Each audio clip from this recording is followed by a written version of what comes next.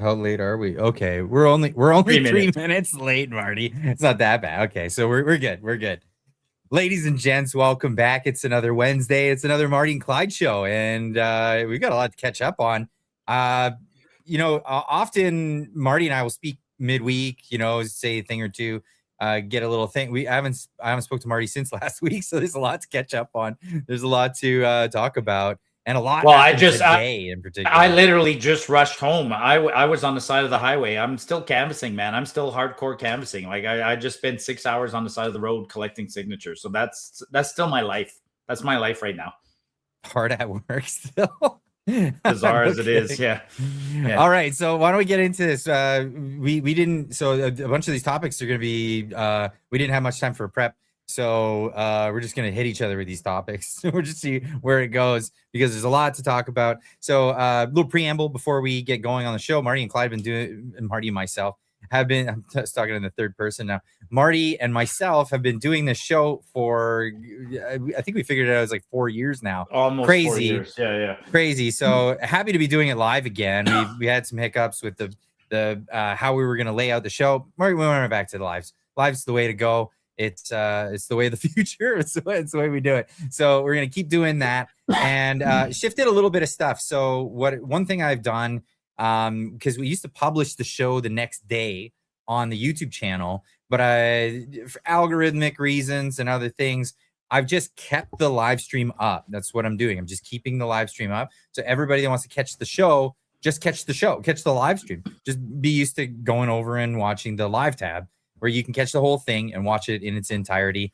Check that out. And don't forget to check out the second channel, where a lot of if you want to share some of the topics that come up in the shows and you want to share it out, it's hard to give somebody a 2.5 hour live stream and say, oh, watch this when they've never watched the show before. So if you want to give people a tidbit, a bite of that, check out the second channel. Maybe one of the moderators can put a link in the chat for the second channel. Definitely go check it out because that's where a lot of that content ends up, and it's a great place to have that. But the way we run the show on Wednesdays is for the first hour, we're gonna be talking with each other. We've got a whole bunch of topics to talk about, get on a bunch of these things, and then after that, because this is a live show, we're gonna be talking with you guys. So we'll put a focus and emphasis on the chat, but in the first hour, we're here with you, chat, but we're just not. We're going to be going on, and we do still see you,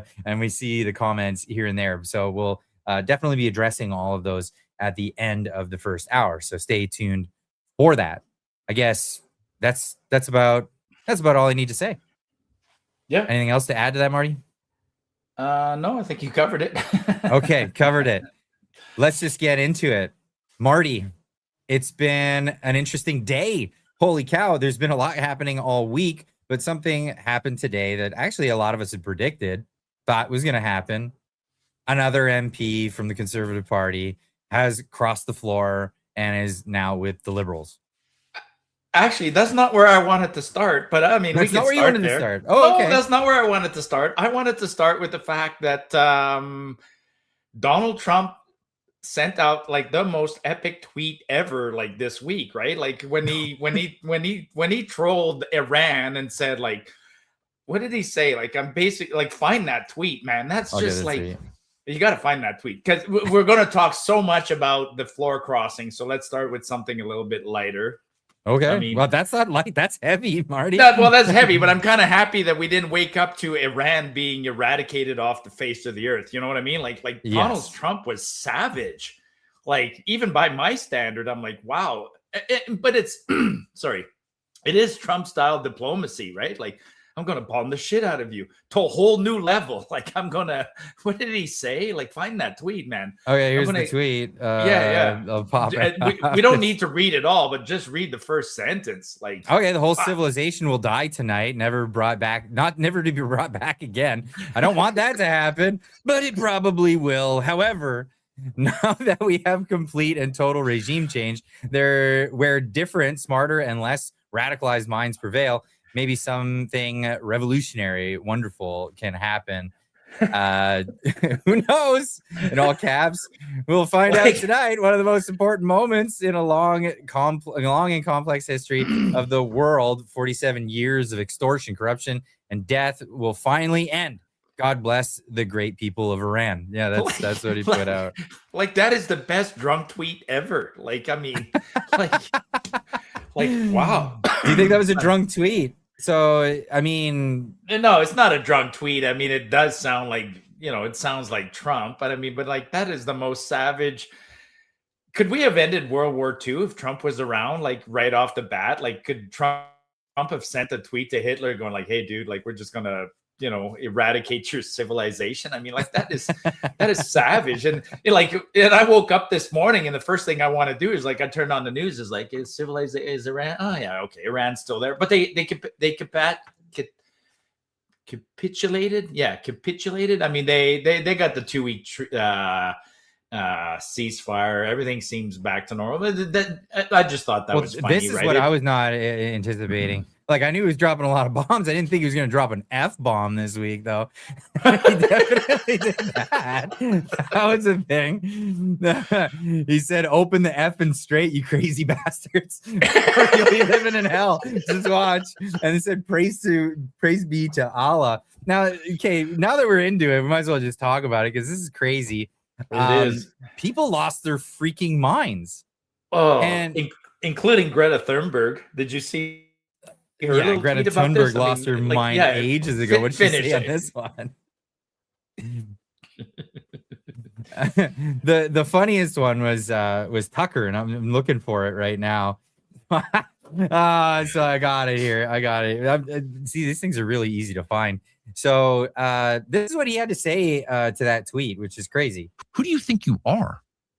You're tweeting out the F word on Easter morning? You'll be living in hell. Just watch. Praise be to Allah. So obviously you're mocking the religion of Iran. Okay. If you seek a religious war, that's a good idea. But by the way, no decent person mocks other people's religions. You may have a problem with the theology. Presumably you do if it's not your religion, and you can explain what that is. But to mock other people's faith is to mock the idea of faith itself. And we should never mock that. Okay, so now it's hate speech. Tucker Carlson's taking a crazy turn, man. So people were mocking him over this, and this was one of the things that people were putting out. But it's not just mockery of Islam. And no president should mock Islam. That's not your job. This is not a theocracy. We don't go to war with other theocracies to find out which theocracy is more effective.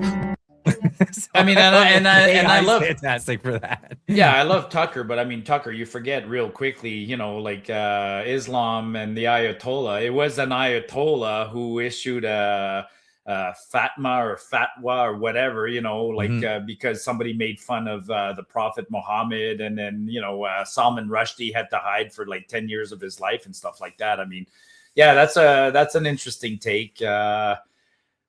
Yeah. Anyways, but that's the thing. Like, people were freaking out, and that's the thing. People were freaking out, and I think there was a few people that were out there saying realistic things. I think Jeremy Boring came out and he said all these people are freaking out and saying this or that of what's about to happen, and he said, and then when tomorrow comes and goes, and nuclear annihilation doesnn happen, you're all gonna just switch gears, forget about all of the crazy things that you just said, and you're gonna tell us, the rational ones, that we were in the wrong. We were absolutely in the wrong somehow. And it's crazy because I wasn't worried about nuclear annihilation. I knew it was talk. Trump is crazy when it comes to the talk, but it's like always overshoot how severe the damage is gonna be, and then walk it back a little bit. Like, this is negotiation. Yeah, I'm in the same boat. When he first posted that tweet, I reposted it, and I just said, and in other news, watermelons in Guatemala are $2.50 a pound. Like, I made that light of it, right? I'm like, this is just Donald Trump. To me, was he drunk tweeting? No, but I mean, it's as close to it as possible. I mean, and it turned out okay. This morning, everybody. Let's not forget though, Marty. People freaked out when he mistweeted and typed the wrong thing and said "Kofefe." Like that was the news cycle for a week, right? Like it's crazy. And of course, if there's remind me, I need to. If there's a conflict with another country and they're bombing the absolute crap out of them, people are gonna. If they were freaking out about Kofefe, they're freaking out about this. Obviously, I was just surprised that so many people on the right were freaking about it. But whatever, that it's all said and done, and now it looks like we're on a road to peace, which might be actually lasting peace, and not the things that people were thinking. Because actually, a lot of people were saying that Donald Trump's being puppeted by Israel. They weren't even at the table for the peace talks. That's something new that people are not really recognizing in this moment. Who was on the table? It was Turkey and Pakistan was like the main driver of the peace negotiation, the negotiations for the ceasefire. That's going to last 2 weeks. We'll see where it goes. How do you puppet Donald Trump anyways, right? Like if that's a like. I would so love to be a fly on the wall, though, on some of those discussions. I mean, he must be a little difficult to handle, right? I'm sure he's sitting there some days. He's like, I want that bombed. I want that bombed. I want that bombed. And I'm sure he's got guys going like, whoa, President, like, sir, we can't do it. But on the other side, on his team, he probably has like, the guy flying the B-52 bomber goes, yes. The guy who's been training forever, he wants to drop the bomb. Like, yeah, anyways, we woke up this morning. Iran's not annihilated. No, it's not annihilated. Wrong. The world is okay. And we're good. And it's crazy? Now, like guys like Lindsey Graham, they're now saying like, this is no good because they wanted the forever war, right? These old neocons, they want those forever wars. So he went, he's like, no, this has to go to the Senate before we can make a decision on it, trying to prolong the peace talks and make it like slow down. And it's like, no, Donald Trump is the commander in chief. You can't get in his way. There's nothing that can be done. And I hope these guys, these neocons, lose out, because this has been, and you mentioned this last week, this has been the one thing that needed to be gotten over for 40 years. Yeah. For more than 40 years. 47 years. Yeah, 47. So it's the biggest hurdle, and everybody's known that it was a big bad thing and it had to be taken care of. And the guy who could do the job went in and did the job. Yep. That's what I see happening. Yep. No, and hopefully the price of gasoline can come back down. I don't know. I cringe at the thought of what you guys are paying for gasoline. I had to go fill up my truck. I have a 132-liter tank in my truck, and I had to go fill up my truck today. I couldn't avoid it anymore. And I was like, oh my God, this is going to hurt. Like, and I love capitalism, and free markets mean sometimes you get a win and sometimes you get a loss, right? I love it when I buy peanut butter for $3.99 at Walmart. That's free market. And then, but on the flip side, when gasoline is, well, I told you, right? We seriously had a chat about me coming to visit you in BC in the coming weeks. So I got on the internet. Looks like it's not possible. Oh yes, God. So it's outrageous right now. I mean, last time I visited you, which was just over a year ago, I went back and looked. My ticket on Flair return was $74. Okay, $74. That's now cheap. This week they're like $315, and I'm scrutinizing the ticket, going like, ooh, there's gonna be a few hidden fees in there somewhere, right? Like the extra $60 fuel surcharge and whatever. I mean, I'll be happy when Iran is finally over and done with and things get back to normal. I mean, it's been disruptive, but also as disruptive as it is, it does constantly showcase that Canada has some really good stuff that the rest of the world wants, right? I mean, the war in Iran highlighted that all of a sudden oil was in shortage, sulfur was in shortage, fertilizer was in shortage, and guess who has all those things? Canada, and somehow or other we still has a government that won't allow the people and entrepreneurs to get those things. It's so asinine. It's absolutely ridiculous. It is. And I'm looking at Canada like I looked at Venezuela only a few short months ago. Like, look at this massive reserve of potential wealth that just needs to be utilized. It just needs to be utilized, and you've got a crappy regime that's run great infrastructure into the ground or is not building up infrastructure for projects that can be going. And what needed to happen? Well, something needed to happen, and Trump took out Maduro, and everything's turning around. Just wait until all that Venezuelan oil starts hitting the market. It hasn't even hit yet. Yeah. And already there's big signals coming from Venezuela. Well, and even in our and even in our country, the government doesn't actually need to do anything. Carney and Smith and Ford and Eby, they don't need to build anything.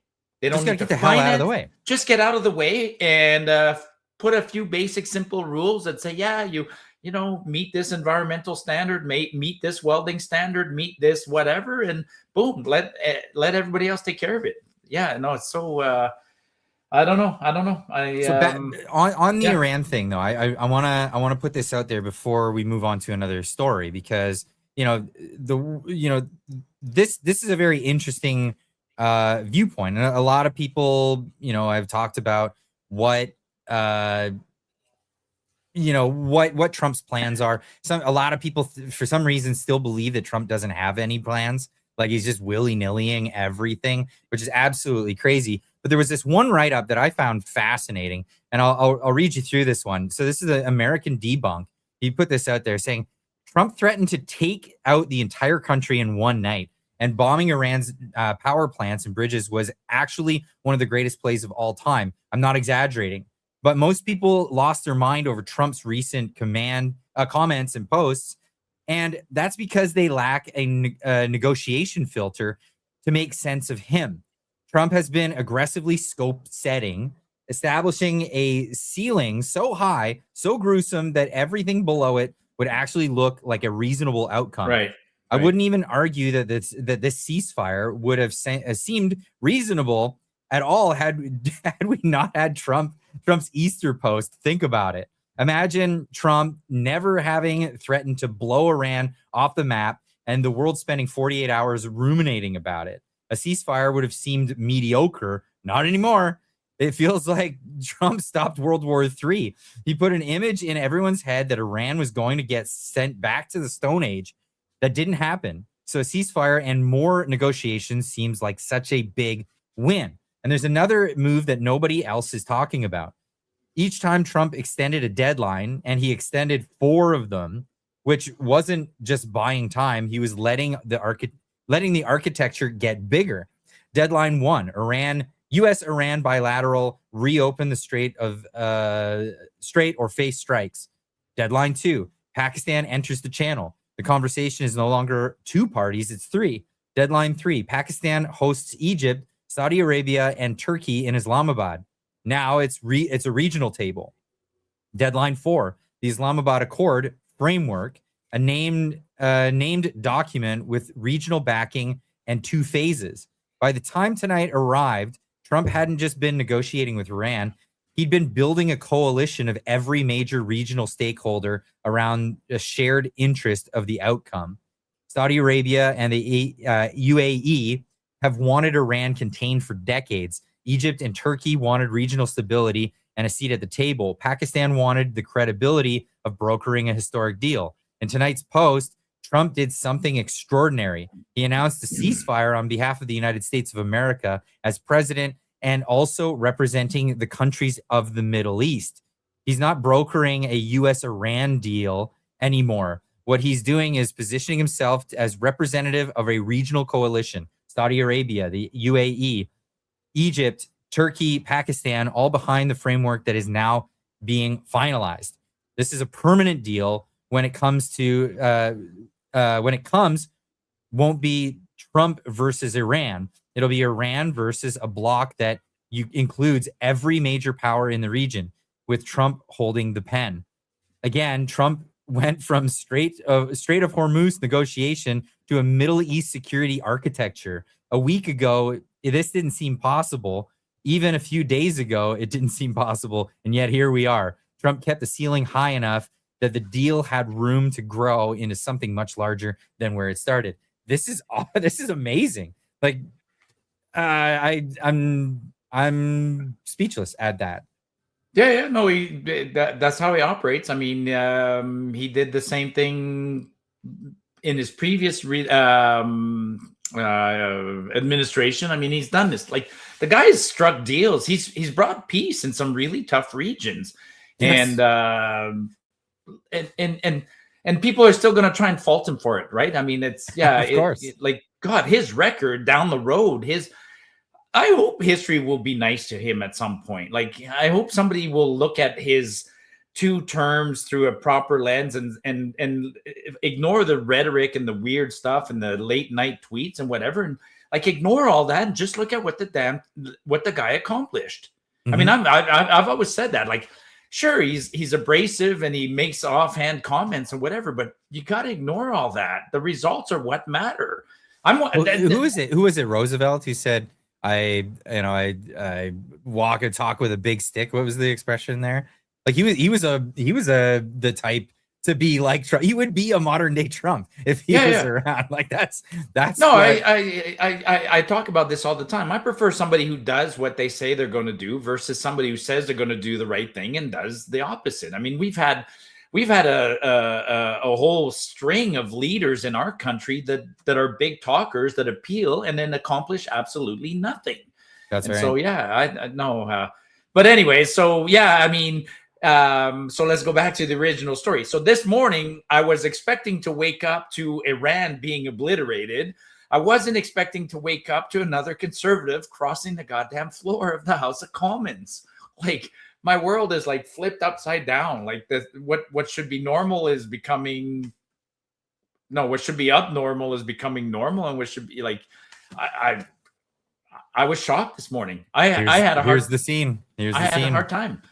Mark Carney congratulating the new Ontario MP for the Liberal Party. It is a great pleasure to welcome Marilyn Gladu to, and we'll do it officially. Yes. This is a handshake in English.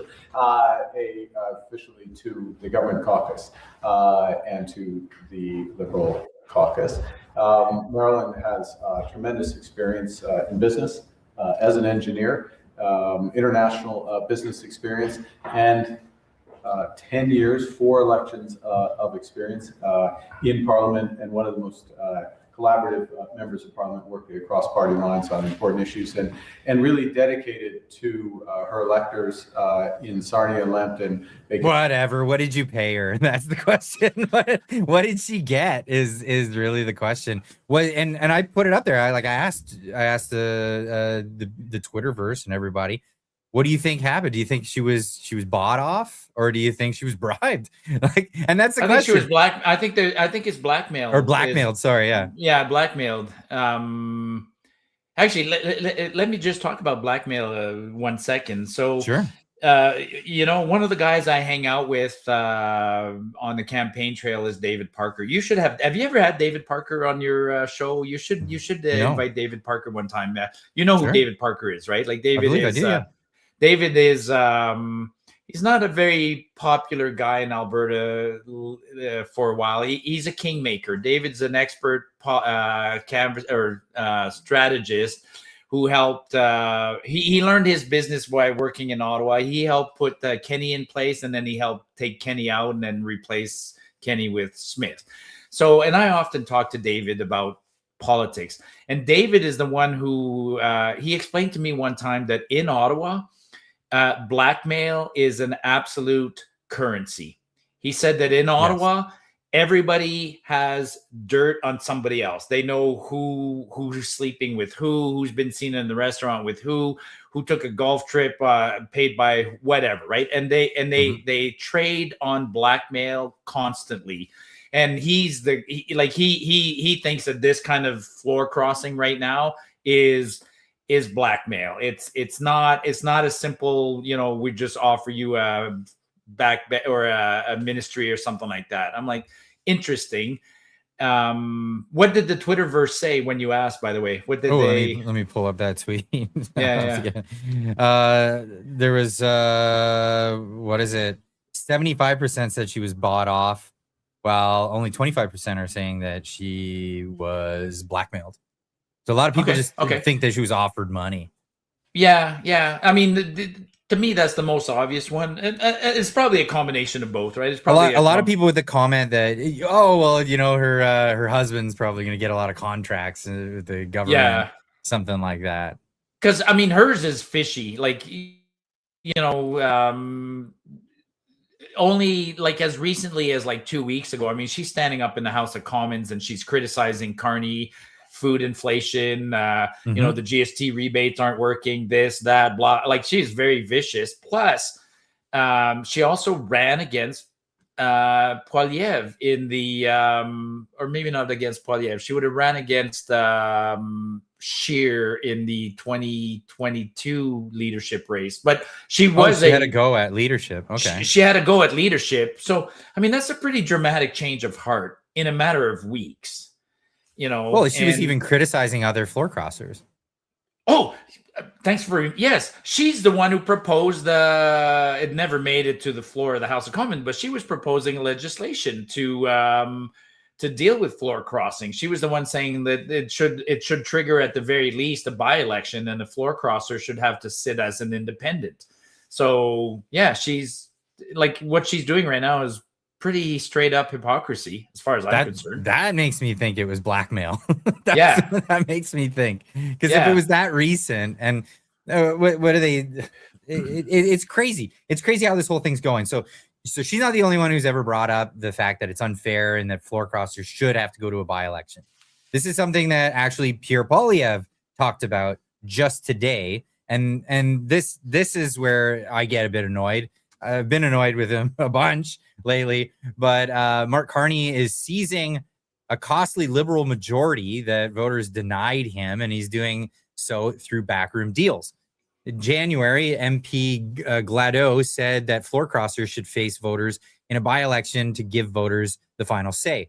I could not agree more. She should do so. The people in her community voted for our conservative vision of Canada that is affordable, safe, and strong at home, not for the costly Liberal government that she has now joined. She should honor her words and let the voters decide. Now, I quote tweeted this saying, Pierre, once again, taking a stand on an issue way after it's too late. Back in 2012, Pierre voted against Bill C-306 that would have made floor crossers face voters in a by-election if they chose to switch sides, forcing MPs to actually represent their constituents. More coming. This is what's, we're gonna see more of this, and this was how it played out in the last election. So she won 53% of the vote, and the Liberals only took 37.9%. So this is what's crazy about this whole thing. It's anti-democratic, in my estimate. But this is totally allowed. This is totally allowed. But I think it's absolutely unfair because of the way people vote. Well, people vote across party lines in this country. Everybody was saying, "Who are you voting for, Carney or Pierre?" And listen, Clyde, if people's votes, Clyde, I'm leave that up for a second. Okay. I'm pretty sure that if people, there have been attempts in the past to have parties removed from the ballot and only have names. And people have fought that forever and ever. You know why? Imagine you go into the voting booth and you only see names on there. You see Marilyn, George, and Loanne. Yep. Some people would walk into that booth and wouldn't have a clue who to vote for because they don't vote for a person. They immediately go to that middle line and they go Liberal, boom, that's who they vote for, right? That's exactly right. I would say, in fact, I would say the majority of people vote that way. It's sad, but I think that's the majority of the way people vote. There's a reason the party's on the ballot. And so, yes, you're right. So 40,000 conservative voters had their ballots stolen or negated. That's a fact. And I'll even say poor George Vandenberger or whatever on that ballot, right? He won fair and square, the Liberal nominee. He won the Liberal nominee. So he should be pissed off at the Liberal Party. Yeah, he should be pissed off at his own party. She should step down as conservative and hand it over to him. Yes. If anything, she should just concede the election, nonetheless having won it, right? Yeah. Like the rules are messed this up. is an And example of our votes not mattering. People say how, yes. like I've always said, they're already stealing our votes. They're not counting them properly. They're finding all sorts of excuses to spoil them and not count them. And this is egregious. That's 40,000 people that somebody did the math. Somebody did the math this week on the 5 floor crossings, and it's about the equivalent of like 200,000 votes that have been spoiled, that aren't worth anything. Like 40,000 for her, and basically 40,000 for the other 4 people. Like that's 200,000 ballots that are, you voted for nothing. That's insane. That's insane that they can just do that. And so, like, if they get a majority, it's going to be Canada's first. I think it would be Canada's first ever unelected majority government. I'll have to look into that, but I trust the people who say it is. I think it is. It's and it's looking that way. And what's the rumor now? The rumor is that there's like 9 more. Like he's not done. He's not done at 1, and he's got a couple of by-elections. This I've got the clip here. So, yeah, here it is. So up to 10 MPs are looking to cross the floor. This is just insane. Opposition party. Mr. Carney does not want an election, but also he's got some key people talking to opposition parties. I'm told. Did you hear that? Mr. Carney does not want an election. But also he's got some key people talking to opposition parties. I'm told up to 10 MPs are still in discussion with Liberal delegates from the Mr. Carney's office. So there's still discussion going on. So they're still hoping to get more of opposition MPs from the Conservative Party or even the NDP, not the Bloc Québécois, I don't think, but it's still a possibility that more may cross the floor to join the Liberal candidate. So, Mr. That's insane. It's insane that they because they would be in supermajority territory if that's true. And if 9 more cross over and become Liberals, they'll pass everything. They'll ran everything. Yeah. Now, and this is also, I think there have been tweets from other countries. There are, like, people thought that there are places noticing this and saying, listen, even as outsiders watching in, they're noticing that this is kind of stealing an election. This is, and people are going to make it. Sure, if you're a Liberal, they're going to make every excuse to say it's legit. It's legit. It's legit. Come on, man. Like it's barely legit. And I'll repeat it. The Mark Carney that we're seeing today is not the same Mark Carney we're going to see in a month from now. If he gets a teeny majority, he's going to start changing. If he gets a 10 vote majority, holy smokes, man. If he gets 182 MPs versus 160 on the other side, Bill C9 is going to look like a nothing burger. He's going to pass some really ugly laws. That's my fear. Yeah. Did you see? It'll happen fast. It'll happen fast. I mean, because of what's happening in Europe, and like here, this is the big fear. A lot of people are seeing the writing on the wall. Canadians are heavily propagandized, and because they're still in la la land like sheep, it's crazy. They're going to ram through as much as they possibly can, and hopefully that it's not reversible. Because look at what's happening in Europe. You have the right-leaning parties in France are accelerating. In Germany just won. Holland, Holland? They got the Farmers Party that started going in the right direction. So much so that the Rutte he resigned a couple of years ago. Now he's the head of NATO, which the U.S. is about to get out of. So there's not going to be much of NATO left over there. It's turmoil. Like it's crazy. And I'm not sure if you know that there's an election happening in Hungary, and the leader there is up for re-election, and they're warning. The United States is warning that if there is any voter fraud, if there's suspect of any voter fraud, they're going to get involved. The U.S. will get involved. Well, they better start looking here. But and before we move on too much, so now remember a couple of stories last week. So there was a couple of news stories last week, and now they make sense, right? So we know that the media, the Liberals will go to the media once in a while and say, hey, push out this story, and they just want to gauge the reaction, right? So last week there was 2 unusual stories. So one unusual story last week that came out was all of a sudden there was reports about the by-election Pierre Poilievre's by-election in Alberta, all of a sudden everybody was talking about, oh, that cost $2.3 million, right? And we're like, holy shit, that was a year ago. So why is the media suddenly talking about a by-election that occurred a year ago and it cost $2.3 million, right? Who gives a shit? But it's on purpose because they put out the story and they want to see how the public reacts. And then remember the other story we talked about last week, the rumor that Carney was going to prorogue Parliament, and then immediately Carney was like, oh no, I'm not going to do that. Well, that's them leaking out a story, gauging our reaction. Or even priming for a future reaction. Yeah. So in this case, now that I've seen what happens, I've always said Carney can taste a majority, and he's like, how do I get it? Do I get it by dropping the hammer and calling a snap election, or do I desperately try to win these by-elections and win over a few more crossers? Obviously, based on polling and stories and everything else, he realized Canadians don't want an election, so his best bet for a majority is what he's doing. He's going to keep doing this. It's worth it. He'll spend a few bucks, he'll make a few promises, and he'll get his majority this way. It's not the majority he wants, but he doesn't give a shit.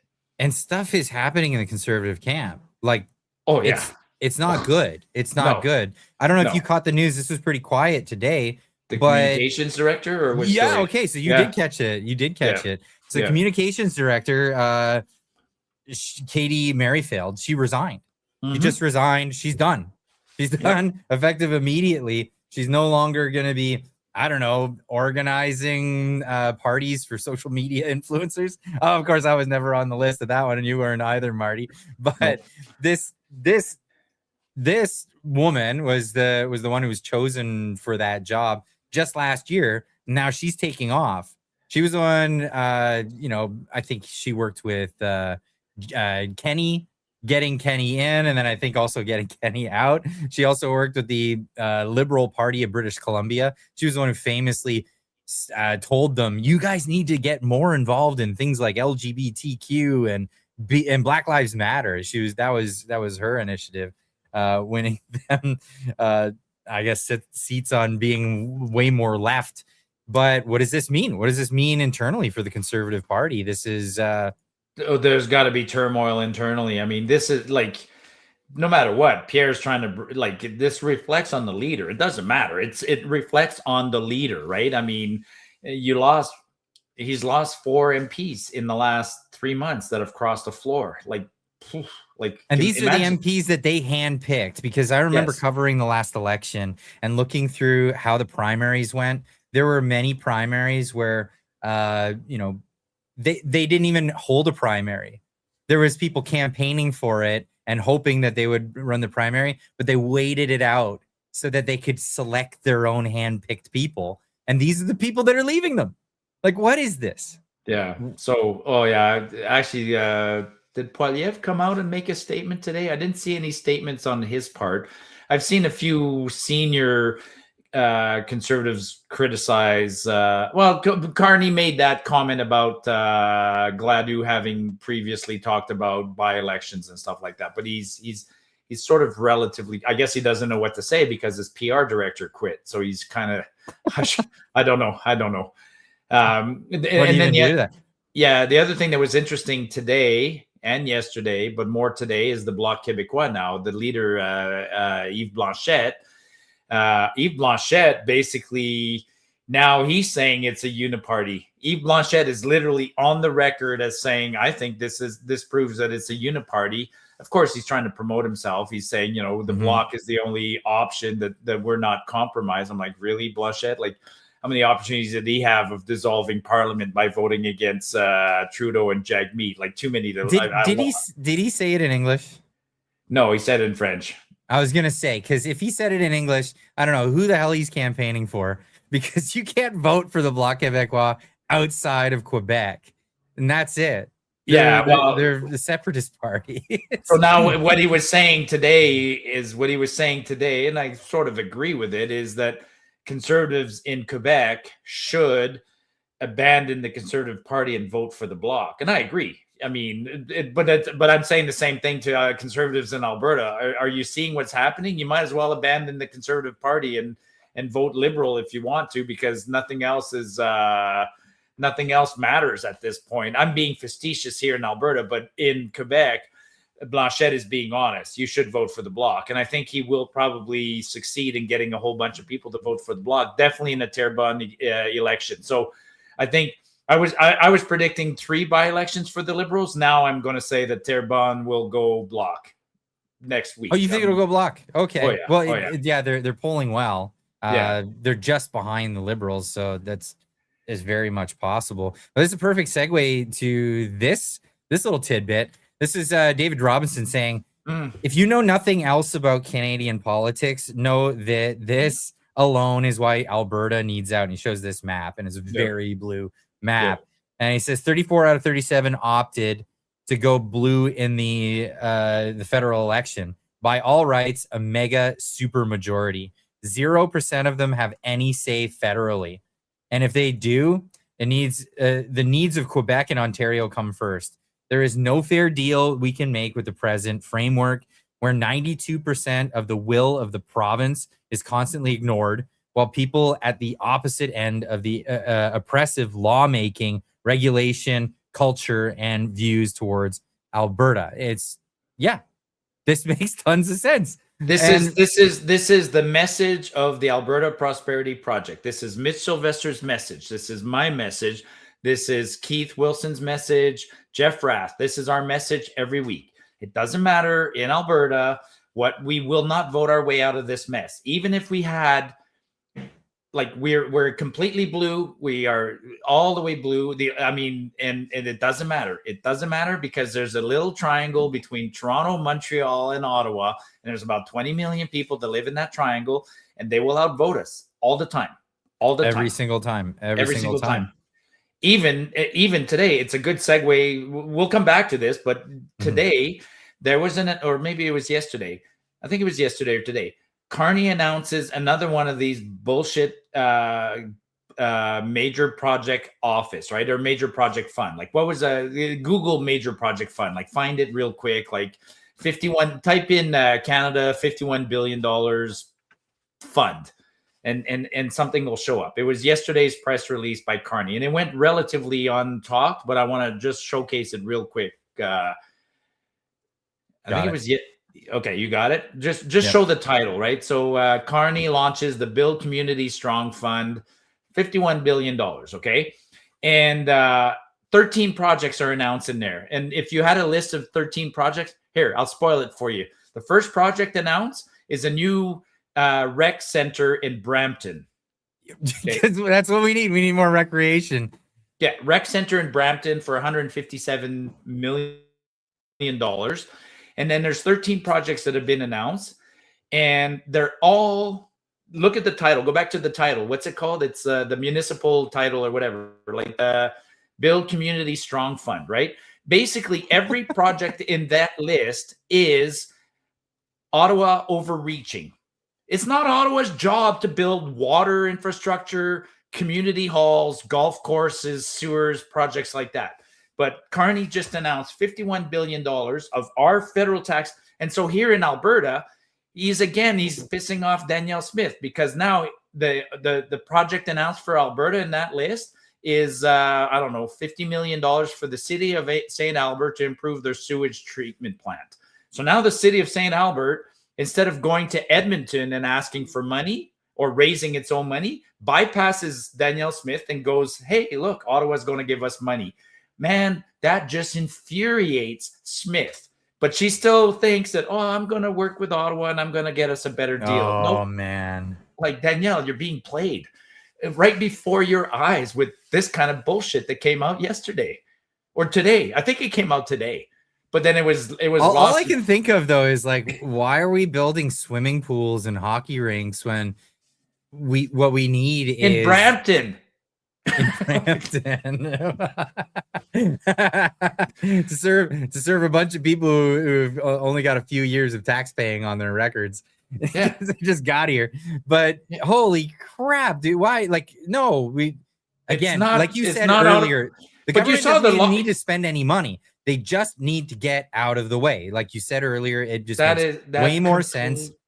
that completely goes against Carney's beliefs. And I don't know when people are going to wake up to this. Carney believes in Carney actually wants to go back. Carney, it's no joke. If he gets a majority, he will try and change the Constitution, and he wants to take away more powers from the provinces and give it to Ottawa. That's not a joke. That story that came out last week that Carney wants to take away the province's ability to pass laws, that's no joke, man. That's no joke. That's how he thinks. Like, he's proving it to us every day. He's telling us what he's going to do. He told us in his book, and he's doing it. And people go, oh, no, he's a different man. No, he's not. He's not. No, he's the same guy. He's the exact same guy. Yeah. And he's doing the exact same thing. He's following through. Again, it's like when Donald Trump does something and they say, everyone's like surprised. Like, yeah, you did what? Yeah. Yeah. It was part of his campaign strategy. It was a promise. I'm going to build a wall on the border between Mexico and Texas. And all of a sudden the wall's going up, and it was like, why is he building a wall? Because he said he was going to build a wall.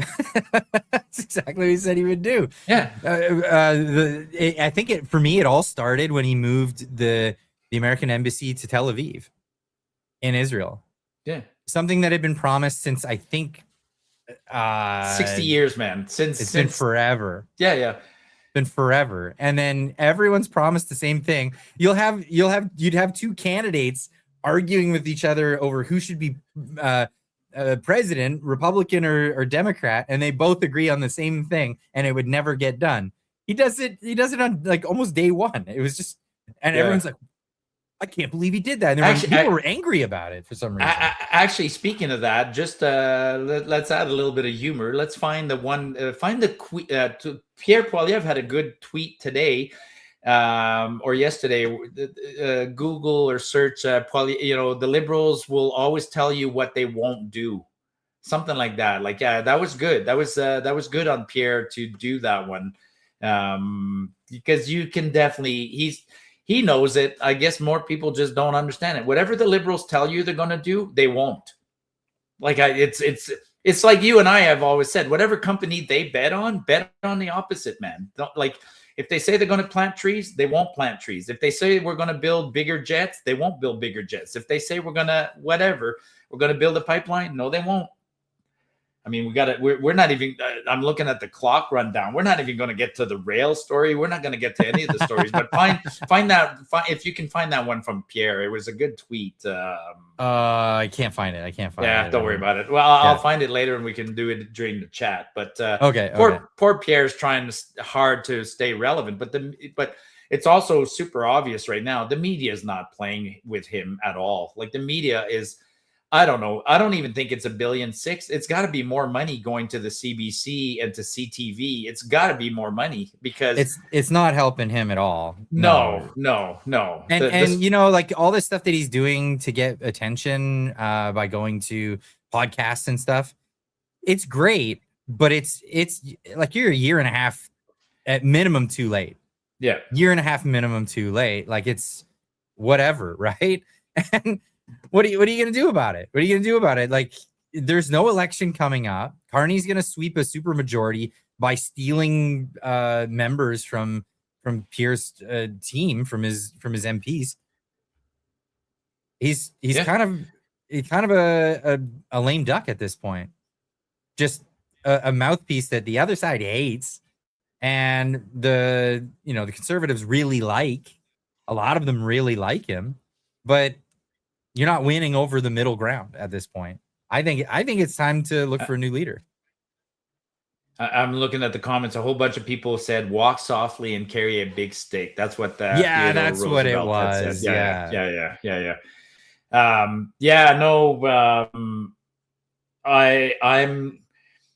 I think next week is a pivotal week when if Carney gets 2 by-elections, now he only needs 2 out of the 3 anyways. I mean, he secured his majority.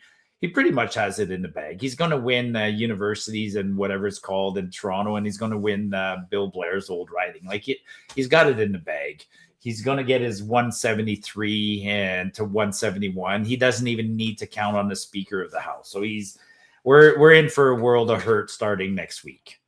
And Yes. I don't know what's going to slow them down. I have no idea because well, that's the rest of Canada. I mean, and that's the thing. So if Alberta was to separate, it's gonna speed things up for the rest of Canada as well.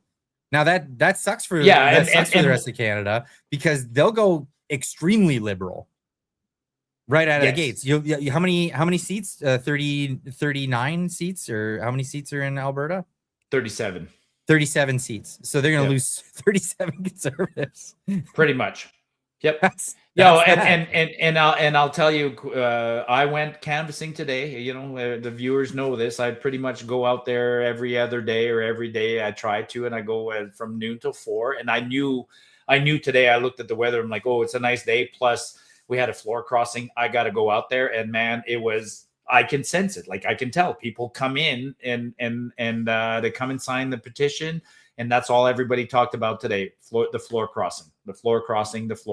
So a floor crossing got us up. You know, I made up a number. I said a floor crossing got us 50,000 votes today, or 50,000 signatures, give or take. I'm sure it had an impact. It had an impact. There's no doubt. Had an impact. Even if people aren't signing the petition today, they just got to turn out in October. The number of signatures are enough. It's you've reached the threshold of 177,000, and it's the date set October 19th, right?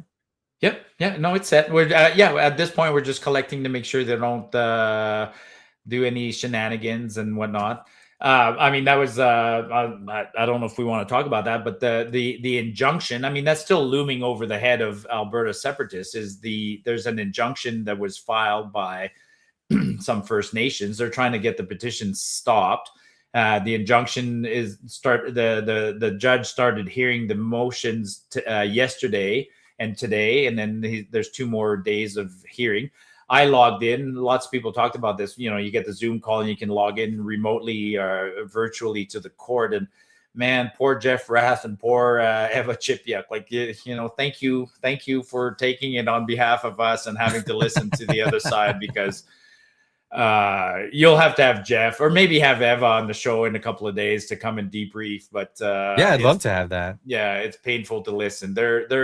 They're really grasping at straws to try and kill the petition right now.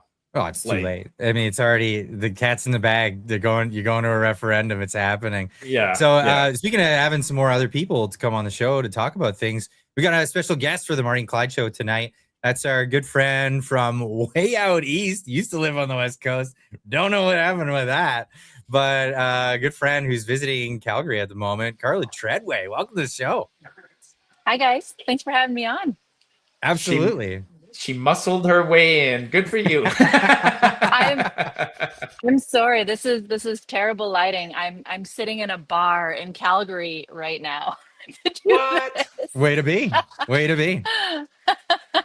Which bar is that? I'm at the Hotel Blackfoot.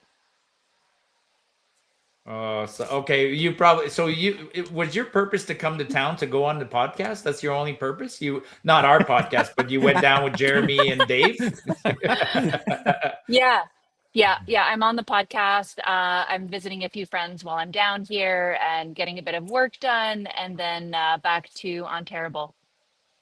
Right on. So you did the podcast today, or are you doing that tomorrow with them? Tomorrow. Oh, okay. And we're gonna talk about the horrendous thing that just happened to Canada and what we're gonna do about it. You're talking about the floor crossing, or what are you talking about? 100%. Yeah. We're going to be talking about the floor crossing situation. I know you guys are probably beyond that. You're like, it's okay. We're leaving. It doesn't matter. Well, we went through all the Alice aspects of it tonight in the show already.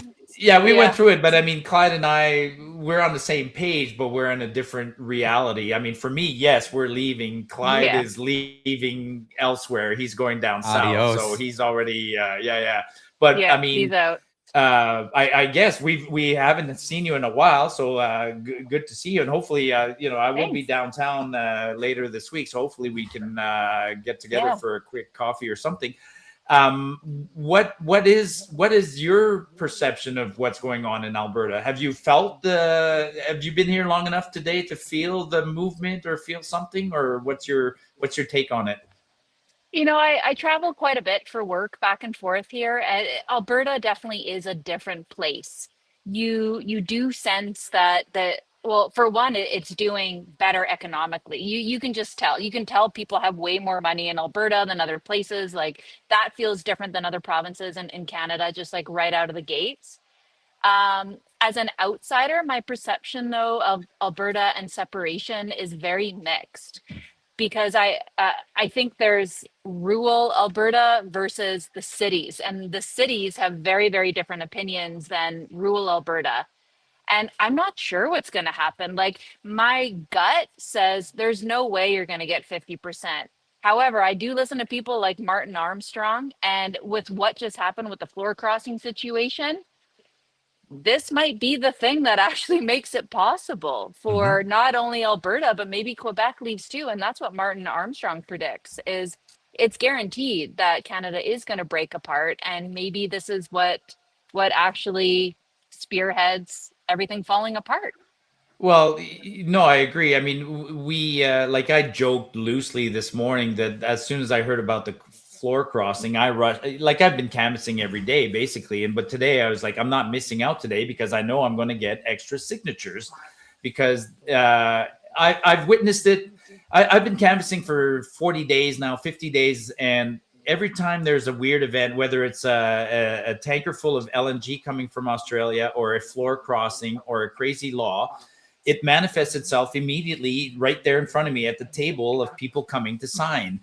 And then I've often said this. People ask me, will you get 1 million votes or whatever? And I'm like, that depends on Carney. I truly think that the balance of where this goes and is up to Carney. He can make the independence movement. He can take the wind out of our sails with something. I don't know what. I mean, he could make a false promise. He could say something like, I'll open the Constitution and I'll take away equalization payment. I think he could do a false promise like that and take a lot of wind out of our sails, or he can do what he's doing right now, which is keep enticing MPs to cross the floor, steal an election here and there, and pass a few silly laws, and that would tip Alberta into full separation. I honestly, after having done the math, I think separation is possible. I really do.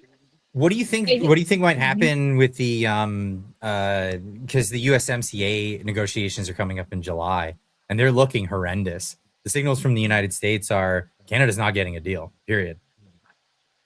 Who are you asking? Yeah, I'm asking you because you were just it was just right on that feed on that. So what's the feel in Alberta on the USMCA thing? Because I know Canadians. We're not affected by it. We're not affected by the USMCA. I mean, I made a post about that yesterday or 2 days ago. Like we do. Alberta does $177 billion worth of trade in 2024. Did $177 billion worth of trade to the US, mostly oil and a few other products, and then did another $70 billion with the rest of Canada and the rest of the world. So USMCA for us, oil's not even on the agenda, so it doesn't matter to us. Like it really doesn't. So Carla, in Ontario, I know that's where everyone went nuts. It was Ontario and Quebec and the Maritimes where everybody went nuts over the TDS. Everyone's got a case of it over there, it seems. And so with the USMCA deadline coming up, is there any talks in Ontario? I know you're way in the north where people are a little more sensible, but Are we? We have Dougie. He's such a meathead. Like, yeah, but you don't have primaries. You don't have mandated primaries. Out this bottle of Crown Royal that's made in Manitoba. Right. Like, yeah, he's a lunatic. I'm reaching for my bottle of Crown Royal right now. Look at this. This is how great fellow Albertans are, right? Like this is a little 3D printed kit that somebody made and brought out to me because they always bring me coffees. And then I joked, I said, you guys need to bring me Baileys or whatever. So some guy made me this little thing and then they brought me some Crown Royal and like little bottles of Baileys so that when I'm sitting on the side of the road collecting, I love I do That's love adorable. everyday Canadians are amazing, right? It's our politicians that screw it up for all of us, because everyday Canadians are generally pretty amazing. We're cool people. But yeah, finish your story. Yeah. So Doug Ford, you guys are like, I don't know. And Doug Ford's a liberal.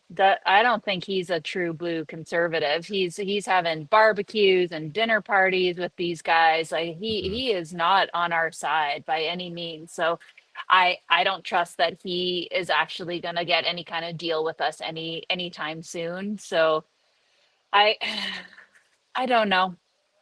I where you don't live know. is blue though, right? You live in rural northern Ontario. Like are you guys blue, consistently blue, or do Yeah, you vote blue is liberal? Doug Ford Yes. though. That's the whole point. Yeah. Well, That's what sucks.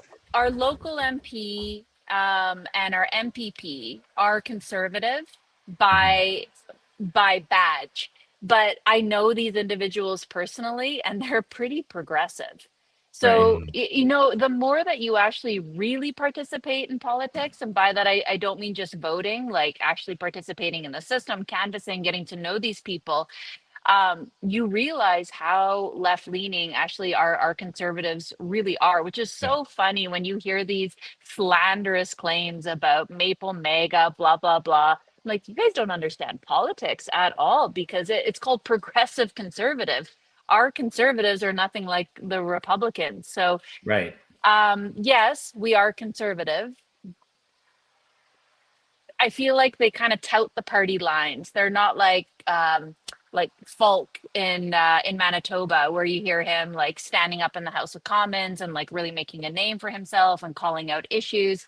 Our guys seem to just kind of turn behind their shoulder. What do we say here? All right, yeah, I'm with those guys. Whatever they say, I'm in it. And you know, that's what we see a lot with politics. But um Yeah. all I can say is, with everything going on, I was listening to Jasmine's podcast today, and it was really good. You never hear the liberals demoralized, and you have to remember that that is the game plan, actually, to demoralize us. You don't hear a lot of liberals saying, that's it, I'm not participating. But you hear conservatives say that all the time, and it's our value system too. We really hold people to account. We're really invested. We take a lot of personal responsibility, and that's a good thing. But also it's detrimental as well, because we get really emotional and we burn bridges and we take off and we say we're going to quit and we're out and none of this matters. We have to stop doing that. And you know, I shared a story today when I saw someone in the comment section after this like latest floor crossing saying voting doesn't matter, like why am I even participating, this whole thing is trash. And I totally get that, but I disagree. And I answered that with a story. I was in my boat and it was fall. So nobody's around on Lake of the Woods, and I need a boat to go back and forth to my island. And my motor dies. I'm like, oh, great. And I'm far from home, and it's windy AF. And I start getting blown back further and further, and it's November. So it's cold, and there's nobody out boating except for me. So I'm sitting on the bow of my boat, paddling in the wind, and I'm paddling, and it feels like I'm not getting anywhere at all. And I'd start welling up with tears, and I'd get really frustrated, and I would stop paddling, and then my boat would blow back like another 10, 20 feet. So I'd get back on the front and I'd keep paddling. And I probably did that for 3 hours. And didn't feel like I was getting anywhere, but you know what? Eventually I got to land. And you know, there was a bear there and a bunch of brush, and it got really bad. But you know, eventually I got home. I I didn't have a choice but to keep paddling, and it didn't really feel efficient and didn't really feel like I was getting anywhere, but I was moving forward. And that really is like the place that we're in Canada. And Mhm. we need to stop being so emotional. Yes, it's hard. Yes, it's frustrating. Yes, it's corrupt. Yes, it's broken. Yes, there's so many problems. Too bad. You don't have a choice. Keep paddling. Like this is the battle that we're in, and it's going to get way worse if we stop participating. You know, you're participating in a different way with separation. I think that's great. You're like Mhm. hands on. But the people that are bowing out from all of it, like we got to stop. Just stop. What I would say though is you did something different from what a lot of other people do. You actually went and grabbed an oar. The real Yeah. futile thing is to just keep pulling that string, thinking that that engine's going to turn over, and that's what a lot of people feel that engaging with this system is really just pulling that string over and over and over again, thinking that engine is going to turn over, when you can actually just go grab that paddle and try something different.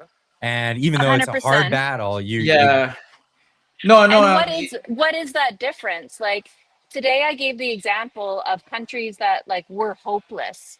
Like look at Melee, what he did to Argentina. Look at Bukele. For people to say that politics doesn't matter, that was one individual that lit the whole system on fire and flipped it on its head and dramatically changed the country. We can do that here, but we need the right madman to come and actually do that.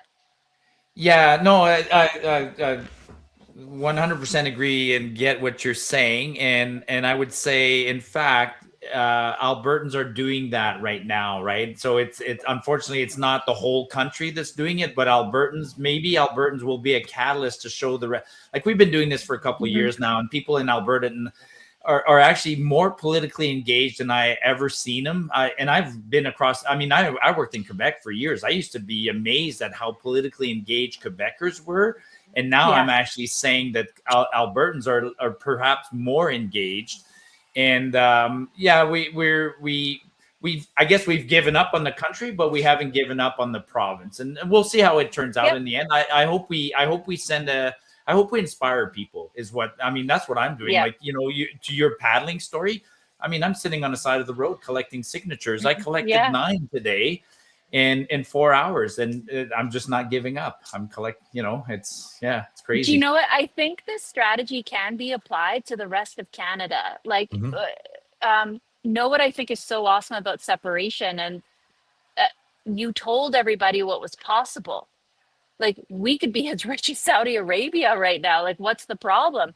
We need to do that with Canadian youth, because right now, like as a mother of teenagers, youth are so disillusioned right now. They're not feeling very optimistic about their future. And we have Mark Carney telling them that they just need to accept less. That is the liberal future for Canada. Accept less, shame you into wanting less.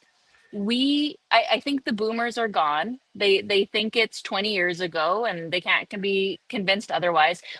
We need a mass campaign in Canada educating the youth on what's possible. Like hard numbers. Hey, if we get rid of these guys, and this is the kind of economic policy we push forward, like actually lay out the numbers for the kids of what is possible.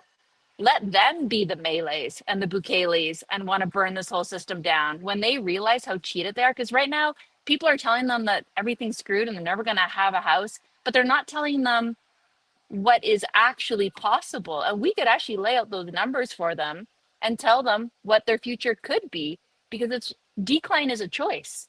It's a choice. There's no reason why the rest of Canada actually needs to be suffering. They don't know that.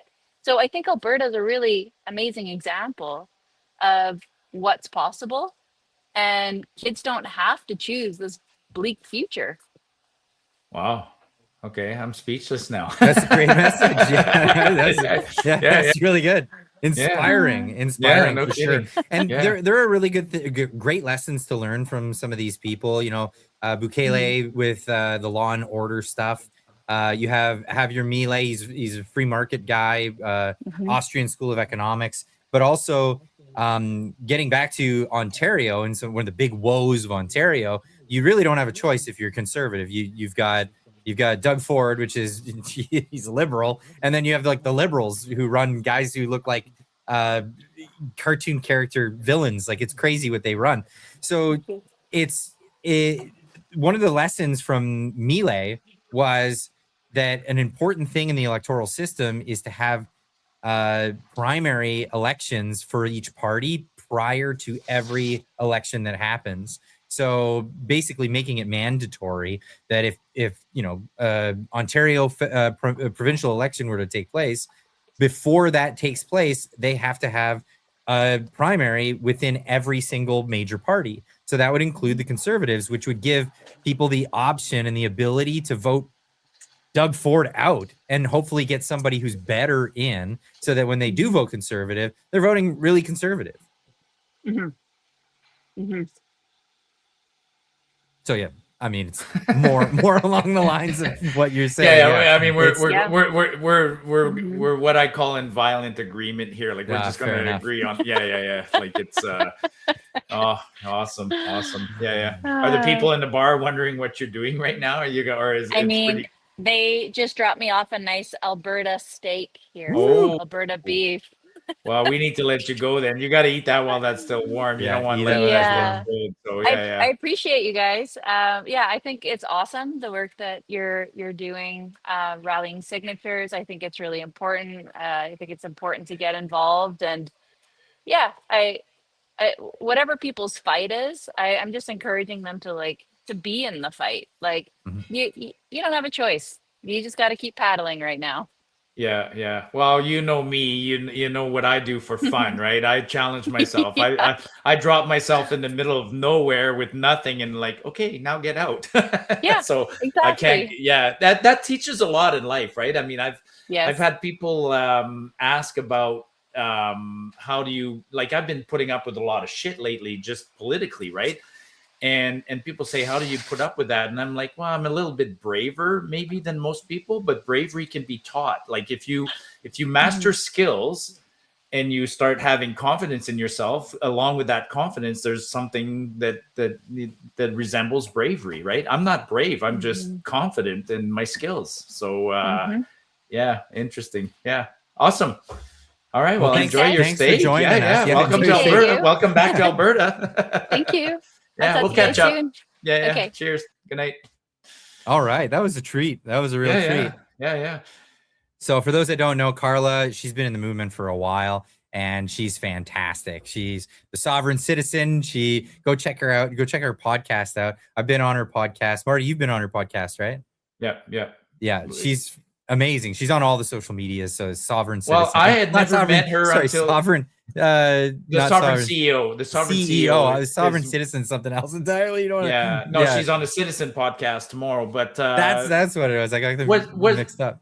was the Tucker Carlson? That was the first time I ever met her. Was that the first time you met her when we came to Calgary for Tucker? No. You had met her before in person? Yeah. So she was at the first We Unify. Or was Tucker first? No, I think Tucker was first. Okay, maybe that was the first time I met you her and I in both person. met her at Tucker, and that's where she was invited by Tucker because she had a style of remember she used to do those videos like, hey, I'm a proud Canadian and I really like paying extra for healthcare or whatever. Like she had a couple of weird videos and one went viral. Tucker invited her. He didn't put her on stage, but he wanted to meet her and said, and then we ended up going to the James Joyce for beers afterwards, and she tagged along with us. That's the first time I met her. I thought maybe I think it must have been So it was a weird thing. We both lived in Whistler at the same time around the same era, but we never hung out with each other. But like when I met her, I was like, you look so familiar. I've seen you a bunch of times probably, and we've probably hung out in like mutual places, but never actually like met formally. Right. For like we're talking like before, like when I was just like dating my wife, like way back, and so that was a long time ago. And she her and her husband lived in Whistler. It was because she's a big city girl from Ontario who ended up in Whistler because her husband was what, a skateboarder or winter boarder, or what do you call that? Winter boarder. Yes, the snowboarder. I don't snowboarder. That's the thing. Like I think her husband was a snowboarder or a skier. Maybe he was a mogul skier or something like that. Pretty high caliber, like maybe even Olympic caliber. I don't know. And then now she lives on the remote part of she lives right on the Alberta or the Manitoba Ontario border. Like she mentioned Lake of the Woods. That's about as close to the Manitoba border as you can be. I think she's in the Thunder Bay area. I've told her like, come on down to Texas. You guys will love it. And she's like, I know I'd love it, but we really love where we live now. Yeah. No, she's awesome. Well, I'm glad she joined on. Yeah. You don't want to let your steak get cold. That looked like a good steak wherever she was at. Fair enough. Hey, we should get to some of these questions. Yeah, we got a lot of questions here. Yeah. So let's get right to it. We got Granite Man for 10 says, stupid Liberal voters have no idea what's coming. will be like the Soviet invasion of Hungary, but with China and our people. The same thing happened in Germany in 1933. Great, get ready, RCMP coming for us. Yeah. Yeah, That's not a joke, actually. That's not a joke. That's not even a joke. I mean, the chipmunk Gary, whatever the hell his name is, he keeps saying that he's going to send retired police officers to go door to door to get to confiscate the firearms, the guns. Like, they're not going to do it though. That's the no, crazy I know thing, they won't. Marty. They're not going to. So they're probably going to hire foreigners to come in and do it for them, and that'll get ugly. Can you imagine the visual of that? That's yeah, that won't. I mean, you better go start that. Hey, Gary, I got advice for you. If you want to do that, maybe go start in BC and go do that in Victoria. You might get away with it here. I don't recommend starting in Rocky Mountain House or Drayton Valley or Red Deer. That's not a good place to send foreigners door to door to confiscate guns. Just saying. Like, what do you say to it? It's gotten so ridiculous. You know, all of the years when people would say things like, oh, they want a registry, they're coming for your guns. And they're like, no, it's just a registry. They just want to register things, and they just want to license and register these things. No, they're coming for your guns. They have been ever since. They have always been coming for your guns. Yeah, that's the plan. Yeah. Don't give them any more information than you have to. How many times do we have to keep repeating that? Do not. Yeah. And do you think they're going to end it at assault style, whatever that they quote? No, they're gonna go right until the end, and then you'll have your hunting rifles, and then they won't even end at guns, Clyde. They're gonna go to internal combustion engines. Oh, that motor's way too big. You don't need that car. And then they're gonna go to whatever. It's a can of worms. It's a can of worms. And then to everybody who says, oh, they'll never go that far, I'm like, all right, let me take you back to 2018 and ask you a question. Did you ever think that sometime in the future your government would ask to see a passport to prove that you were vaccinated to be let into a restaurant? No? Well, so stop saying that will never happen. Because exactly. Like, it's unreal. But this is the thing. So this actually gets me excited because Canadians are not complying. And this is one of the awesome parts. And I have this little clip here, which just thrills me every time I watch this. Just play it. The declaration period for firearms owners is scheduled to end next week. So far, only 2.5% of the estimated 2 million of firearms have been declared. 2.5% compliance. That's it. Yep. And 98% of firearms owners haven't made a declaration. So if they're not declaring by next week, what's your plan, Minister? He doesn't have one. And other agencies will be available throughout the spring and the summer to do the collection. This is what's crazy. This guy is an automaton, right? Like, he's the one who said that it was a political thing. He was caught by one of his neighbors or whatever. They recorded him saying it. He doesn't care about it. He's not concerned about it, but he's just told, this is what you do. He doesn't even understand his own law. The way his law is currently written, there's an amnesty until October. So none of us have anything we're all going to wait till October. So even now when he says, oh, we're going to send people out this summer, it's like, to do what? So you're making no sense, right? Like, he doesn't even know his own laws. Like, I don't know why they're making. Nobody knows who's supposed to take firearms. So a buddy of mine, he's leaving. He's moving to Australia in June. I work with the guy. He's a hunter, and he's got several firearms, right? And one of the guns that he has happened to be on the prohib list because it was fine when he bought it. And it's just a little 9mm, rifle. So he buys it, and now it's on the prohib list. So he's like, what do I do? So he calls up the cops, and he's like, can you guys come grab this? Like, I don't know what to do. I'm moving. I'm leaving. I'm not just going to leave it in the house, right? I got to go. And they're like, oh, no, you got to call this, firearms office or whatever. Calls them. They're like, no, go to your local RCMP dispatch. They're the ones that are supposed to do this. So he calls back the RCMP, and then he's like, no, they told me that you're the ones who are supposed to do this. They're like, really? I guess drop it off. He's like, no, I'm not rolling up to your office with guns in my trunk. I'm not doing that. You come and you get it. I'm not driving around with what's considered a prohibited weapon at this point. Like, are you nuts? The idea is they were bouncing around at first, like, oh, Canadians, like, I think Gary even mentioned that when, like, Canadians can just bring him to the post office. Really? So we're just all going to drive over to the post office. My post office happens to be in the back corner of a Sobeys grocery store. So I'm just going to walk through the grocery store with my guns and then hand them over to some 18-year-old clerk and go, here, I'm surrendering my guns. Sure. Let's do that. That'll never end that poorly. No. Yeah. Like, those guns would even see There's some guy who may not even be licensed to handle firearms or anything. He's just a post office worker. Are you kidding me? Yeah. No. Yeah. The same post office that's going to be used to don't even go there. I don't want yeah. Oh, just imagine that. The government telling you hand over your firearms to a poster worker. Oh, this is the world we live in. We got Sandy Hallgren for $6.99 says the floor crossing is the best thing to happen to Alberta independence ever. Our PM has no moral compass whatsoever. Yeah, keep it up. Keep it up. I hope it keeps going for the sake, because I really hope Alberta is successful in its effort to separate. I hope that is the case. You know, if it isn't the case, I'm going to help a lot of people. You know, come on down to the U.S.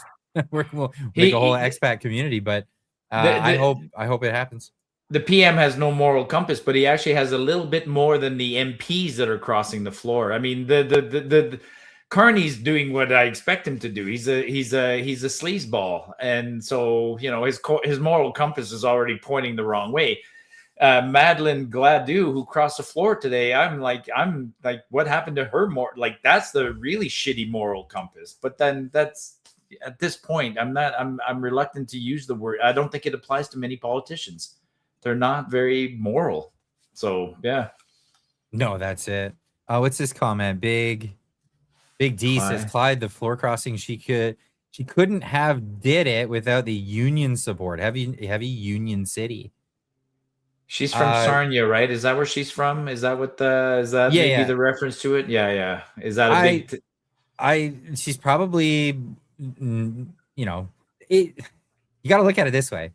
It is a death sentence for a conservative at this point. If your riding is heavy conservative and you floor cross into the Liberals, that's your last term. That's it. So there's got to be some payola, and they know that it's going to ride longer than she go to an election soon. Actually, and I thought about that. I mean, she is a 10-year MP, so she already qualifies for her pension, and she's easy pickings, right? Like, actually, that's an interesting point. Maybe I'll look into that next week. Like, how many of the people who've crossed the floor so far? Actually, I can say notionally, everybody who's crossed the floor is a long-term MP. He hasn't enticed anybody with who's on a single term. He's gone after people that have a lot less to lose. They don't give a shit if they lose. Then, like, you know, would he say to them, hey, Marilyn, come over, but there's a good chance I might drop the writ and call an election in the next 6 months? She'd say, okay, I don't care. Make it worth my while. We'll never find out. We'll never find out. Just if like they're trying to entice 10 MPs. Yeah. I don't see them going to an election anytime soon. You know, when's the next scheduled election? It's supposed to be like 29. Yeah, you know, it's a long ways away, and then they're already playing games. There won't be a non-confidence vote because of budget. He's already pushed the budget out to the fall, and oh my god, like we can go on and on and on and on and on about how they're cheating the system and gaming it. Like, it's 2029. Yeah. And even by the election standards, they can delay for another year afterwards. So they can actually do 5-year terms. Yep. So it could be 2030, but a lot can happen. Holy cow, that's just terrifying. But that's the world we live in. Sandy Hallgren with another $6.99 says, also, it kind of makes me laugh that people in Sarnia's votes don't count. Welcome to Alberta, lol. Yeah, they're learning what we've Nah, known I didn't all think along. that. Yeah. I didn't even think of that. That's ironic. Fair enough. Okay, we got mechanics for 10 says, we tried to warn everyone. People told us to leave if we didn't like it. I was warning back. I was warning back to what? That a warning back to us? Then we got called traitors when we look into leaving. Yeah, that's I hear that comment all the time. Mechanic is obviously an Albertan. I hear that comment all the time. If you don't like it, leave. And I'm like, that's what we're trying to do. That's exactly what we're trying to do. I mean, when they're saying it to me, they're like, leave as in go to the US or go somewhere else. I'm like, no. We're just gonna leave Canada. Well, you can't do anyways. Yeah, great comment. Yeah, mechanic. But even when I do, so when I leave, then they call me a traitor, or whatever, and they'll say stuff like, "Well, then don't ever speak of Canadian politics again." It's like, Carney has 3 passports. I will, but by that logic, shut the hell up about Trump. I don't want to hear a word about you. Yeah. Carney has 3 passports, folks. So give it up. Like he's already left and now he's come back. Like that. Yeah, that's so weak. Yeah, I think he's got bosses, and that'll eventually show. Granite Man 62 for $2 says Carney super majority and democracy and PC. Yep. What do you think PC means in this context? I'm not sure what the PC is, but ending democracy. There's nothing democratic about what they're doing. No. Nothing democratic about it. And it's I got called a hypocrite a couple of times saying, "Oh, well, you'd be fine if it was the conservatives doing it." No, I'm not fine with that at all. No, I'm pretty sure I could find tweets where I bitched about Danielle Smith crossing the floor when she did. In fact, I know I bitched about it and I wrote a whole essay on it, and I can find that whole essay. I've been complaining about people who cross the floor regardless of their party stripes forever and ever. I think it's a bullshit thing. Like, put it to a vote. You're not happy? You don't like that party? That's fine. You're allowed to be an independent. I'm 100% cool with that. Become an independent. And subject yourself to a vote at the next election. Yeah, it's going to be interesting to see what happens to all these people. Like, is Marilyn Gladue going to run for in the primary to win the leadership seat in her riding and then run as a Liberal? Well, she won't have to because she'll be an incumbent Liberal. Yeah, well, no, they still have rules. I mean, but they'll break their own rules. But pretty much every party that says that there still has to be some sort of nomination maybe not an election, but you still need to be nominated to run. It's not automatic. I don't think it's certainly not in the Liberals. Yeah. Well, I don't know about the Liberals. I know in Canada, for the most part, it's automatic. It's the same reason why Doug Ford got to run 3 consecutive. Well, he won the nomination for the first one. And then he ran 2 others without having to be nominated, and that's just BS in my estimate. But so is springing elections. I think elections should always be scheduled, period.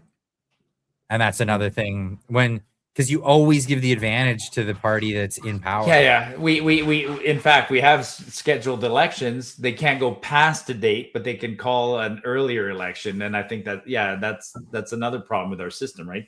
I mean, remember what Trudeau did. I mean, he broke so many rules. It was outrageous, and they weren't let's play it back, right? Trudeau prorogues Parliament. All right, then he steps down as Prime Minister. When we choose another leader, okay.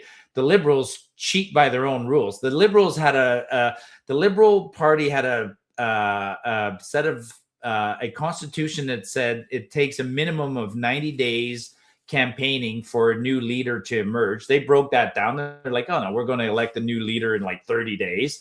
Then Carney cheats, gets 80% across the board. Carney becomes the leader of the Liberals. And then he becomes the prime minister of the country without having a seat in the House of Commons. So then he kicked 2 candidates out of the running that were beating him. That's everything else. And then he calls an election, goes to wherever the hell he decided to run, saying, "You're out of here. I'm taking that seat, and I'm running in this seat." My God! And everybody's like, "Yeah, all good." Like fuck. Wow. This is why the Liberals win. This is why the Liberals win. Yeah. They cheat and nobody says anything about it. Elbows up, elbows up. Okay, let's change topics. You're gonna get me mad. Yeah, like Carla said, you gotta laugh and just keep fighting. I guess that's all we do. But I know the people who are watching this can sense it. I've given up. Like when I replay it like that, and then whenever I hear somebody says, "Oh, it can be fixed," it can be fixed. Wow, you know how much needs to be fixed?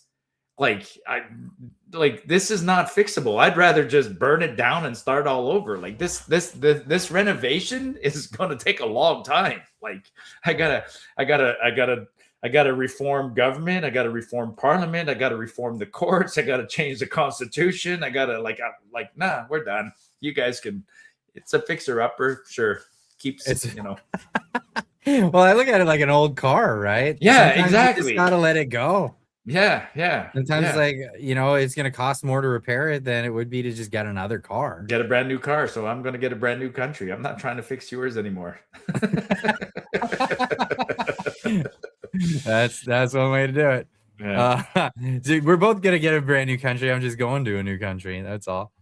Where are we? We got JP Alberta First for 5 says, the new population in Brampton needs a place to go to the bathroom better than the street, I guess. Yeah, they're going to get a whole rec center and it's going to get wrecked. How long do you think it'll last? Oh, I already made a bad joke about that this morning. I thought I'd get more criticized, but I didn't get very criticized. I think it's fair to make fun of Brampton now. I think even people in Ontario are making fun of Brampton. It's not a pretty place anymore. No, it's majority newcomers, and it's a majority of them are from one particular region of India. Yep. So it's turned into that one particular region of India, which isn't particularly great. No. Yeah, that's okay. Screw Canada. Only Alberta matters. Yeah, that's the sentiment. People are, they're just done with it. And I get it. I totally get it.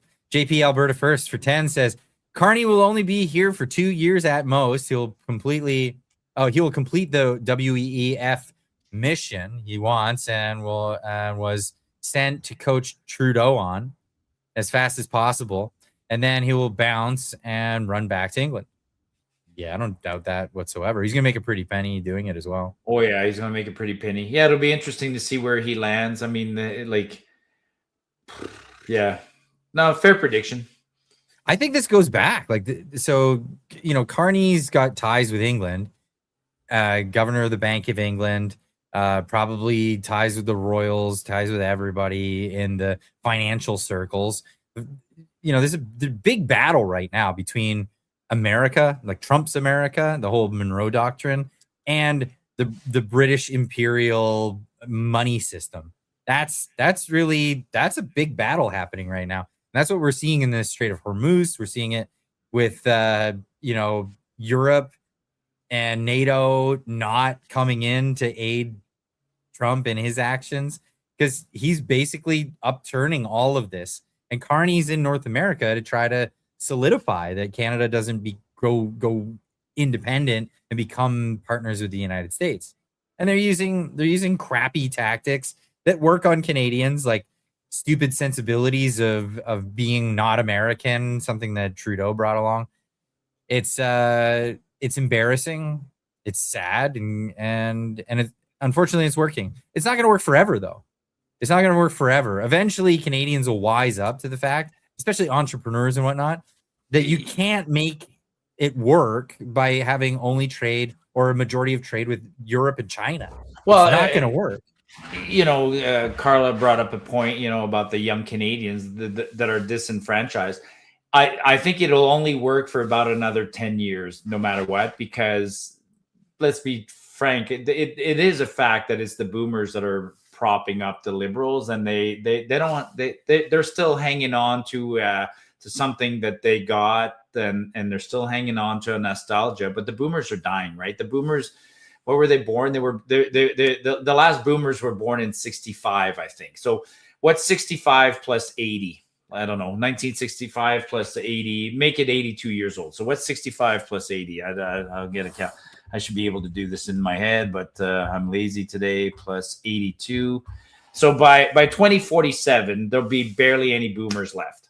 And that's it. So the Liberals can make a run at it for another decade or so. And then after that, the party's over. Not only will the boomers be gone, but actually by 2047, our demographics will have changed dramatically anyways. Like we will be, Canada will not be recognizable by 2050.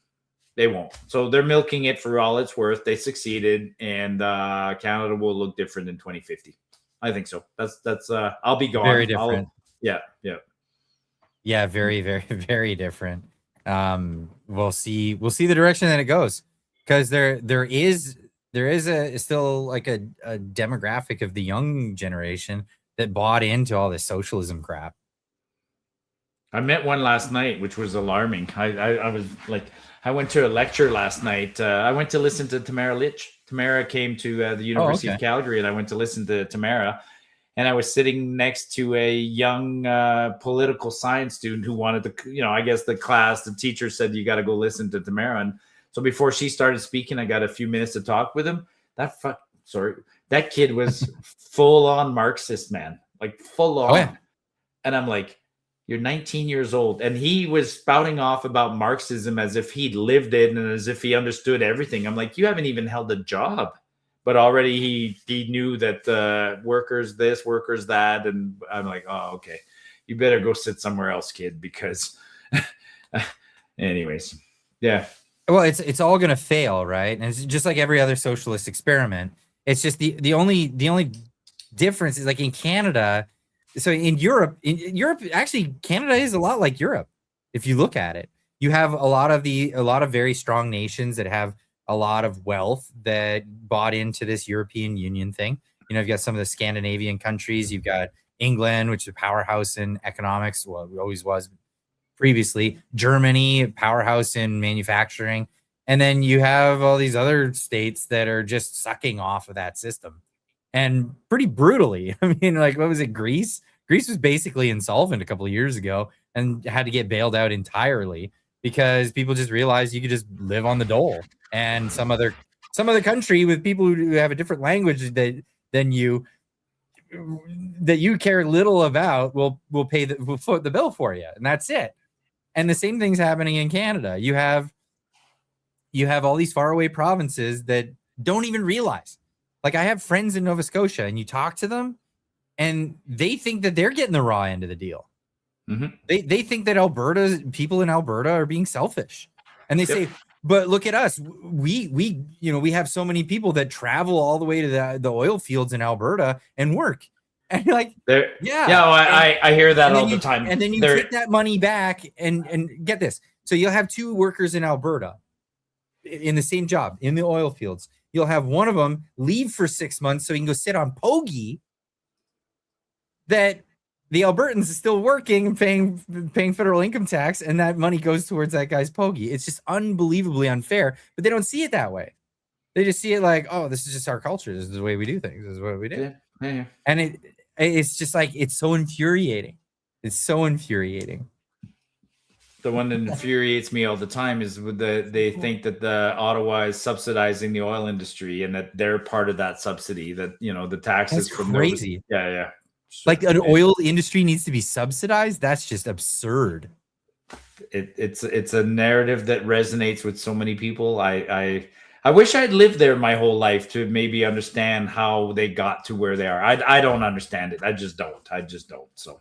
Well, I grew up in Ontario. I grew up in Windsor, Motor City, and I did see that attitude. I saw the union attitude of these guys who just like, we're the powerhouse of the world. We're the labor. Like, everybody needs us. It's like, no, like, you're getting more and more expensive because you keep putting literally putting wrenches in the gears of the thing so you can have extra days off. costing the company like the amount of money that people would cost on the production line just because they would stop it just so they could take a break. And the maintenance guys would hate them, right? And I heard all these stories. It's crazy. And that kind of behavior has slowly brought the manufacturing base out of the country. Yep. They move the stuff down to Mexico, but there's like certain things that they still have to do in Ontario. And this is why Donald Trump's coming. And he's like, nah, we don't need you to make our cars. You got pretty bad, tariffs on us. You have for a very long time. And it's all changing. But yeah, I grew up with that attitude where it was like, if you're in the boys club, you're untouchable, absolutely untouchable. It's those hard lessons need to be learned, and I think that's about to come. People are gonna get a taste of it. Anyway, next one, Chon for 279 says no one predicted Trump, and look at him now. Yeah. Yeah, some people predicted it. Yeah, some people predicted him, but yeah, look at him now. That's awesome. And I'm glad he turned out to be the guy that I thought he was going to be, and not a sellout. There's some other politicians that came in. They were hopefuls and they sold out. Eye Patch McCain comes to mind. Dan Crenshaw. He was a hopeful. Yeah, no, he's just another swamp creature. But yeah, no, he turned out to be that philanthropist billionaire that just really wants to turn things around. So yeah, I'm glad that happened. We've got money for charity. Thank you so much for the $50 super chat. That's amazing. Says the Northern relatives had their family day in court today. Free speech is gone. It's a stupid defamation suit against MCGA. They said he falsely accused them of being siblings whose insidious relationship caused their son's autism. $150,000 for words. So this is a lawsuit that's been going on between. Whoa, so is that settled then? It was. I don't think it's settled. I don't think it's settled. Okay. It's 150,000 is the amount that they're claiming for damages or whatever. It's not, but it's not settled. Yeah, I don't know. Wow. See, that's crazy because I think the claim was like 3,000 people heard him say that. Yeah. Wow. Okay. And then that's it. They want $150,000 because 3,000 people said it. Yeah, I gotta go look that up tomorrow and get caught up on that. I'm definitely behind the times on this one. The Northern relatives. That is, you know what? It's the Streisand effect. You don't want a nickname, and you make a big fuss out of a thing, it becomes your nickname. So obviously, people with the nickname of Northern relatives. I'm just reading the super chat. Don't sue me for $150,000. You know what I mean? It's like unbelievable. I just. The level of butthurt. I mean, there was that other little fat guy from Alberta. He said he was going to sue me over words. And yeah, like that if turned into nothing. That turned into I nothing. mean, I've been threatened with way worse. I've had people say way worse things about me. Like people say brutal things about me all the time. Mm-hmm. And I hear people say that you should sue. I'm like, oh my God, it ain't worth it. Like, it's like, if I make then you're making a big deal out of it. Like, you want to call me whatever, go for it, man. Like, my favorite, I've lost track. I mean, I'm not going to, awful things. People say awful things. Yeah. And it's like, really, you're going to bring a lawsuit that you're not going to win. You're not going to win. And in fact, here's the other thing though. I just want to throw this out there, Marty. Yeah. You have to prove damages when you sue somebody. So you can't just sue somebody and then just say, my feelings were hurt. I get all this. It's not the tribunals. Like, tribunals, you can actually do that in Canada, which is ridiculous. But if you go to a court and you say I was defamed, you have to prove that there was damages. We're talking about a channel that grew during the time that they're saying that this caused them damages. They've been doing gangbuster anyways. It's sad. It's sad. What do you say? What I was going to say is, I was just going to say to some of the viewers, like, I have people that do send me private texts and DMs, and they'll say like, "Hey, did you see what so and so said about you?" It's like, I don't give a shit.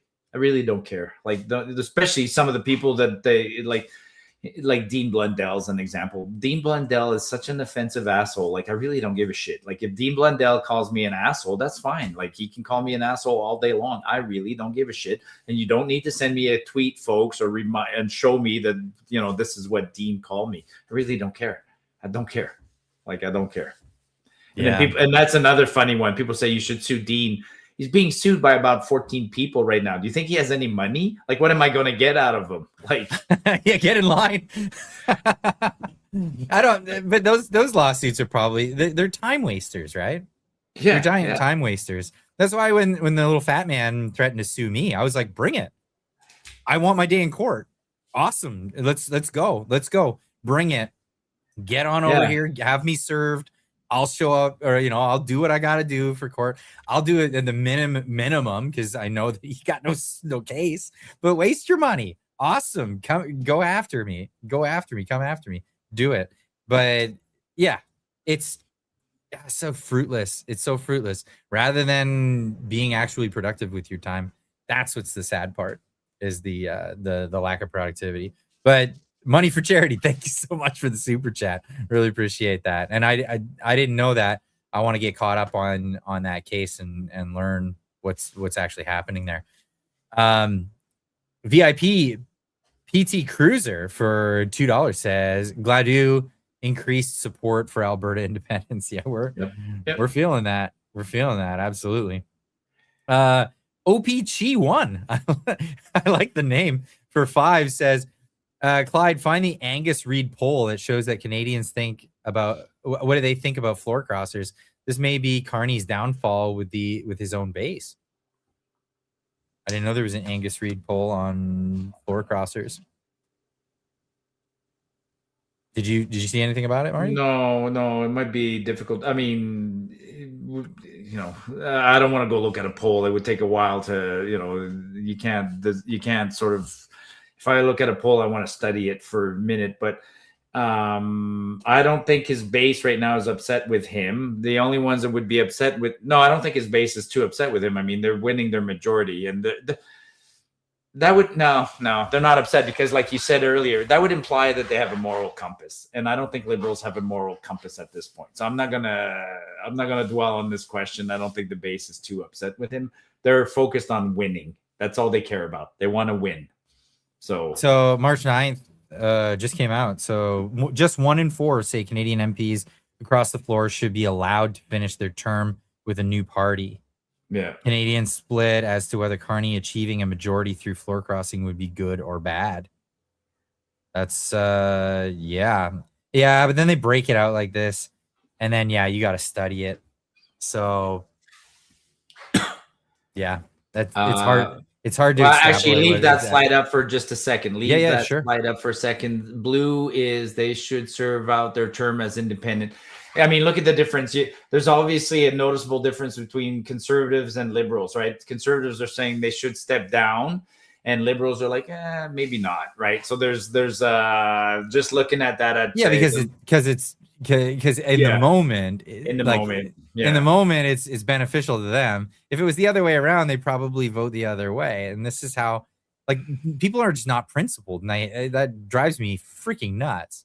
Like, you and I both agree that floor crossing is a shitty thing, period, and should just be done. It should be done with. If you want to step down, you want to floor cross, great.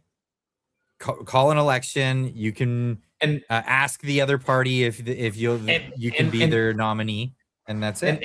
And along those lines, I stopped doing this, but I used to keep tweets, right? Like, once in a while, you'd see somebody, like a politician, make a tweet about something. You go, oh, that's going to come back to bite them, right? So I'd keep it. Now I've realized, like nothing comes back to bite them, right? Like Trudeau as an example is like, oh, I'll never ban firearms. And then he does it. Jason Kenney was a very famous one. Jason Kenney does a press conference like, over my dead body, will we ever have vaccine passports? Whatever. Like 3 months later, vaccine passports. And you can shove that in his face. And he Actually, doesn't Kenny's a bad care. example. We kind of got him. We kind of managed to throw enough at him to dethrone him, but for the most part, yeah, most people. He's still around. He's still commenting. He was blasting you just not too long ago. Well, he's going to debate Keith Wilson in the coming days here on Independence. So he's taking. That's actually happening. Yeah. He's supposed to do 2 debates with Keith, one in Edmonton, one in Calgary. I think after he loses the first one, he'll bow out of the second one. But if he's brave enough to do 2, kudos to him. But Kenny's one of those things. Need to happen.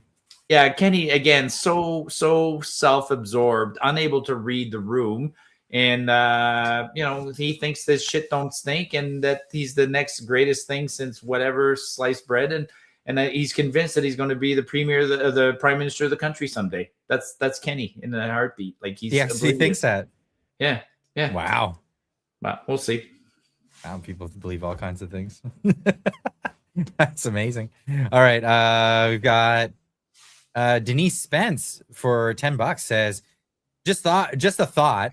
Wouldn't it be a great strategy if the cons decided to send some Trojan horses, floor crossers, to give the libs a false sense of security and mess up a confidence vote? Yeah, that would be some. Yeah, that would be some chess. Yeah, No, I don't. Yeah, I can't see it. I mean, along those lines, I do sometimes. No, I'm not going to go there. That would be. I don't think they're. It's an interesting thought. Yeah. Like they're not clever enough to know that podcasts are the way to go. Do you think they're going to be clever enough to pull that off? Yeah, no. But I mean, but then there is some part of me that thinks, oh, maybe they did run a few candidates that weren't properly vetted, right? I mean, that there is a bit of that, right? Like, did some liberal candidates run as conservatives? I think so. I think they're, it's pretty easy to to insert yourself in the party. But yeah, it's an interesting thought. It is an interesting thought. She jumped back in for 5, says, it's looking like the hubby and I will be moving to Vegas within the next couple of months. Bye-bye, communism. Yeah, good for you. Interesting choice, Vegas. Yeah, is that well, maybe Vegas would be an expensive town to live in, I would imagine. I don't know. I don't know the answer to that. I do know there's a lot of work for people. Yeah, like there's IT and security and electronics, computers, AI, all sorts, banking, finances. Yeah, it's a busy town, right? It probably has a pretty booming economy. Probably a pretty good tax rate. It might be a little bit on the expensive side, but then it's offset by probably a pretty reasonable cost of living. I'm going to look that up. What is the tax rate in Nevada?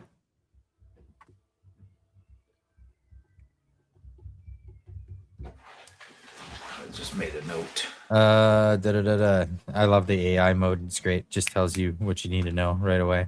Does not have a state income tax. That's great. There you go. Combined state and local rate. So combined rate for sales tax in January 2026, a combined rate state and local tax typically ranges from 4.6 to 8.265, depending on the county. Wow. So there are some counties that are even cheaper than Texas. Yep. So the Texas rate is 6%, but that's why Vegas exists. Yeah, it can go up to like 8.5 in some places. That's why Vegas exists. It's not a coincidence that a gambling mecca popped up in the middle of nowhere. It's by design. I mean, it's a cheap state, and they make their money from gamblers. Oh, it looks like they make their money, from sales taxes as well. Yeah. So was it Washoe County up to 16.89% of sales tax? That's par with a lot of provinces. Yeah. So this is something you might see moving forward in Florida, because Florida is they're getting rid of I don't know if it's all of property taxes, but it's like a number of things that could be liens on property taxes. They're working on a different system instead of having property taxes, because fundamentally putting a lien on your home because you didn't pay something is like, it's antithetical to the idea of ownership of property. You don't own property of just owning it. You can have a lien on it. You know what I mean? So they want to get rid of that. And in order to bring in revenues, they're going to increase sales taxes, but they can target sales taxes to like tourist traps and stuff like that. So it's majority of outsiders actually paying those taxes for your local areas. The locals love that. So that's amazing, especially if they're out of country and as well, right? So bringing new money into the country through that sort of levy, which is something that the state can impose. Yeah, cool. We got to go through some of these, Clyde. I'm Okay. bagged right now. Like, Jeez, I didn't realize how many there was. Sorry. Okay. My bad. Let me find where we were. Yeah, right there. Kenroy NDK? I don't know how to say that. Thank you for the $5 super chat. It says the mailman will come with your guns one hand and giving you a bag of herb in the other. That's exactly how it's gonna work. Or coming to take your guns with one hand. Yeah, that used to be a big thing, right? I mean, everybody was getting their weed by mail, but now I think I don't know how prevalent is weed in BC. Maybe that's a dumb question. Do you guys have like pot stores everywhere? Like nobody buys weed mail order anymore, right? No. Yeah. You just go to the cannabis. Okay, I've never actually been. I've never actually been in it, and there's a bunch of them in town. Never been in one. I don't smoke weed, so I just don't. I've never been in one either. I mean, that's why I asked the question. But I knew well enough that here in Alberta, nobody buys weed by mail. That used to be a thing, right? That used to be a thing. You got the fake prescription, and then you had your weed delivered by mail. But you don't need to do that now. You can just go buy whatever the hell you want. So I was talking to some people from the U.S. Years ago, and they were like pot smokers, and they were happy to be in Canada because they could just get weed, no problem. They would buy it illegally because one guy, he wanted to become a pilot one day, and he was just like, I can't get the dispensary card because if I get that, it exempts me from doing something or what. I don't know exactly what it was. Might have been just the laws at the time, but yeah, there's downsides to everything, man. That's it. We got Light bringing in another 5 for says thank you so much. Says feels like a gut punch in response to the floor crosser. Who is your new guest? Thank you for all that you do. So that was Carla Treadway. She's a Sovereign CEO. She's fantastic, and you might have caught up on the bio that we gave of her. But she, originally from Ontario. She lived out here in British Columbia for a while, and back in Ontario, and started in the big city. Now very rural. And she's just fantastic. She's an amazing person, and a great person to get in touch with. She's getting a little bit into political commentating, but that's not her forte. And she's an online. She's got an online business. I mean, she helps people with business plans and things like that. And she uses her platform to make political comments, but that's not her big thing. But Yeah. And she's just entertaining as hell. Yeah. If you ever get a chance to hang out with her, or watch her podcast. I've been lucky enough to hang out with her, going partying with like the whole crew after that conference. It was so much fun. Meyer Nans for 5 says the crossings are death by 1,000 paper cuts. Yeah. Well, that's what's gonna happen. I mean, like I said, that's the end of that MP. There's no survivability after a floor crossing like that. Not in a conservative stronghold like that is. But I think he's also referring to death of Canada by 1,000 cuts. I mean, we oh, right. Look at people are waking up. That's the one good thing. I mean, I can't speak for the rest of Canada, but I know today in Alberta, sitting on the side of the road, I got an earful from people, and online I got an earful from people. It's I'm glad that people are pissed off at the floor crossing, and Yeah, maybe if we scream loud enough and we keep doing what we're doing tonight, maybe Carney will think twice about another one or a second one or a third one. I mean, if he does 10, oh my God, I don't even want to go there. Like if I want him to shoot his shot. I want to see it happen, man. But if we as a country allowed 10, that would be outrageous. Outrageous. Like, I think Canadians will. Yeah. I think Canadians will. I don't think there'll be enough outrage for anything to happen. Yeah, we're not outraged about anything. Yeah, I agree. Yep.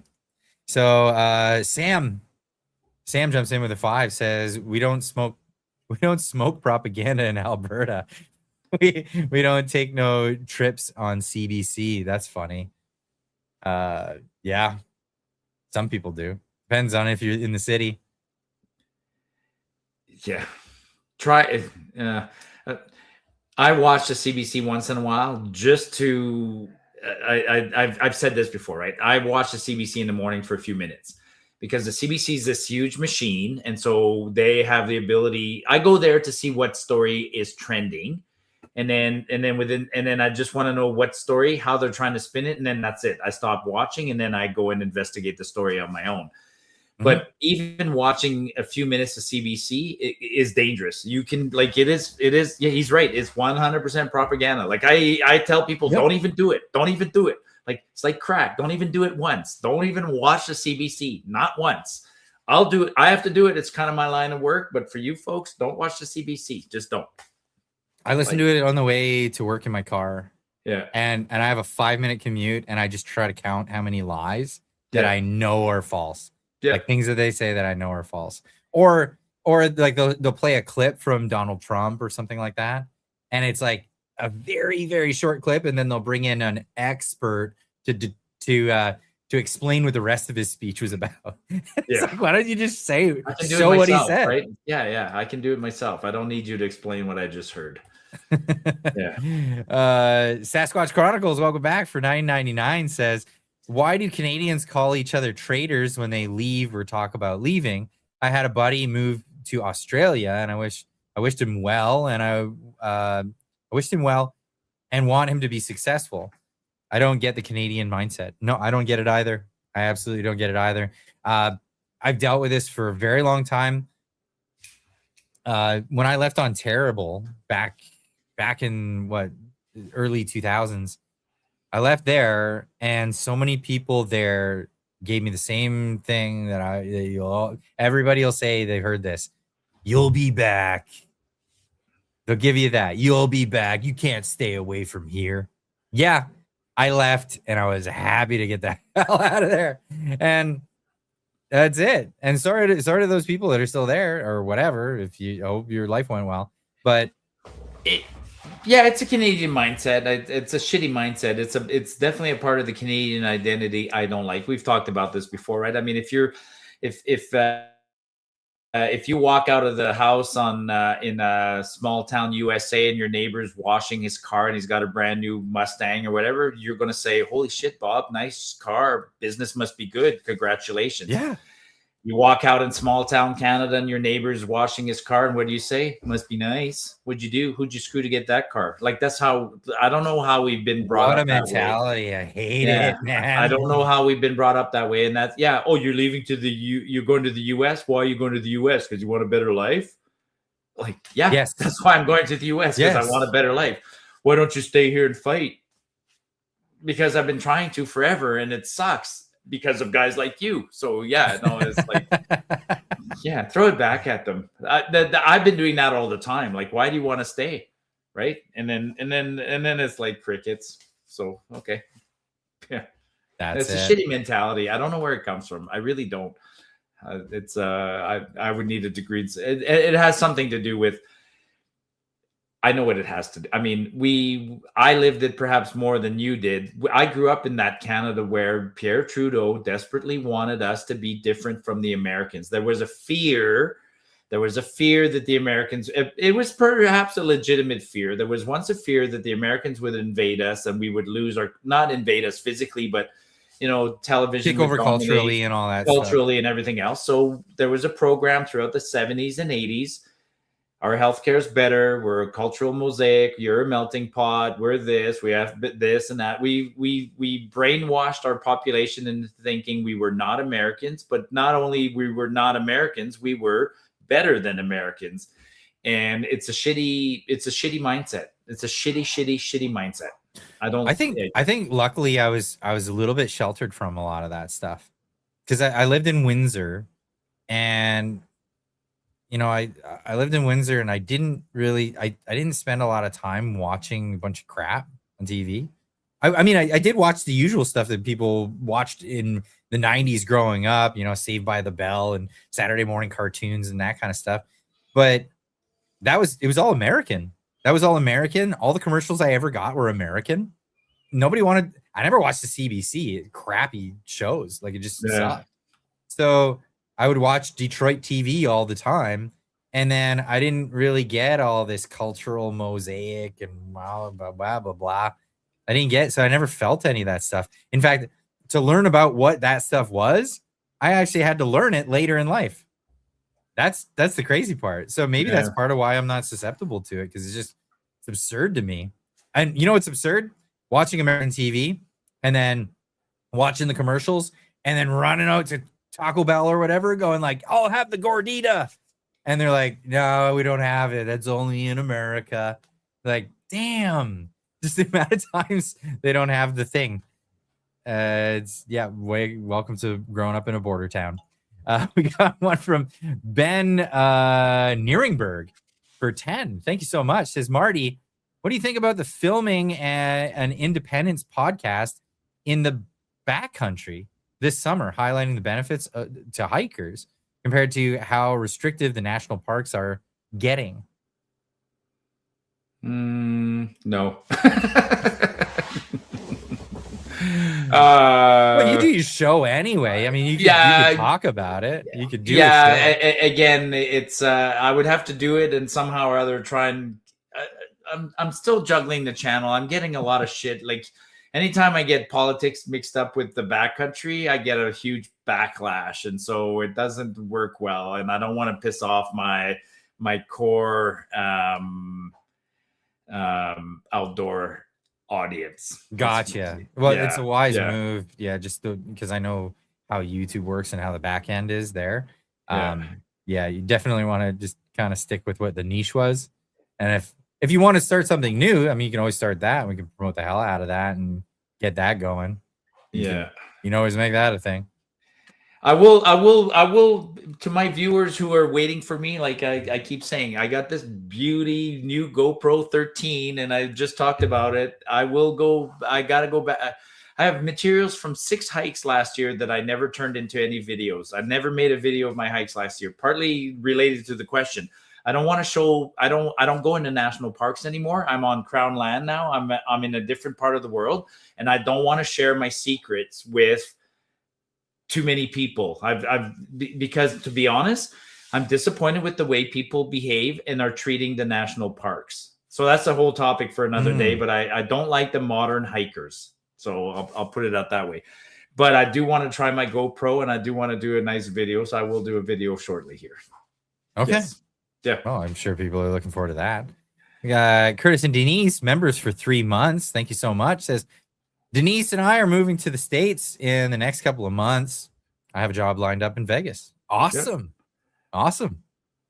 Cool. That's are you okay, you guys together? Denise. Yeah, Denise Spence and Curtis and Denise. Okay, perfect. That makes a lot of sense. Next one, we got Kimmer for $27.99. Thank you so much. Really appreciate that. Watching Mark Nixon earlier, he had an idea. Everyone should cross over, become a liberal. Parliament would have to dissolve. That election would be called, and we would have to just drain the swamp. Liberals would lose their minds.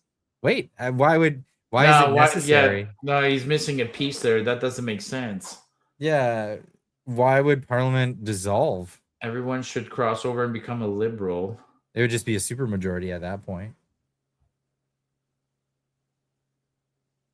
Yeah, I don't know. Yeah, we'd have to go look at Mark's video. That could be, yeah.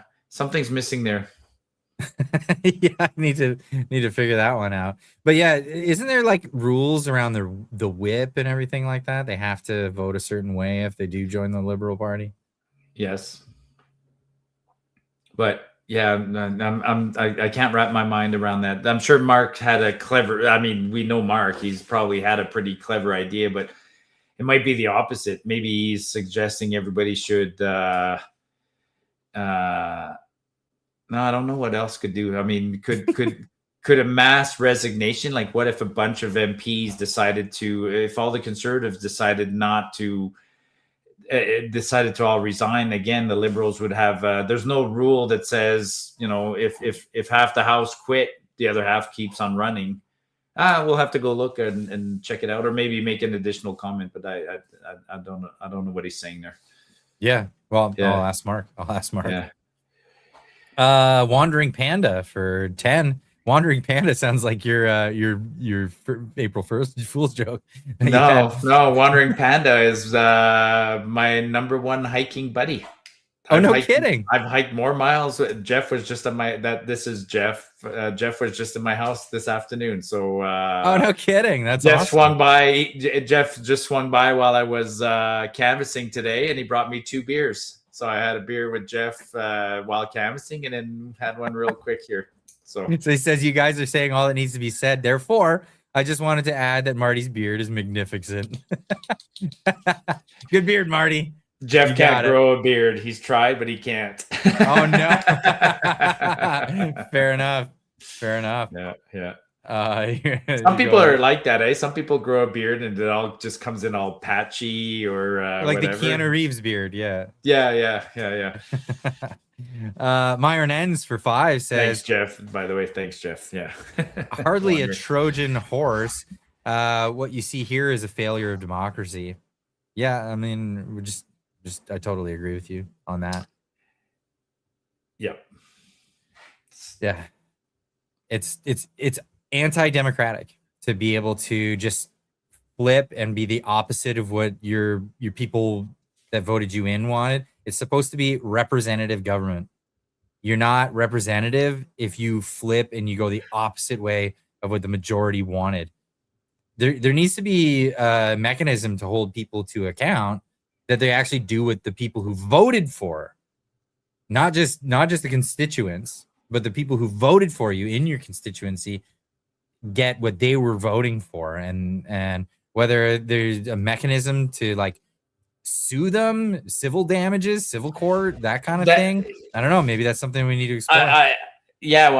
In fact, that's something that I'm going to be researching quite a bit in the coming weeks, because I keep getting that is the number one, not the number one question, but one of the concerns. In a new Alberta, what will a new Alberta look like, and how do we that highlights the floor crossing? People talk about that.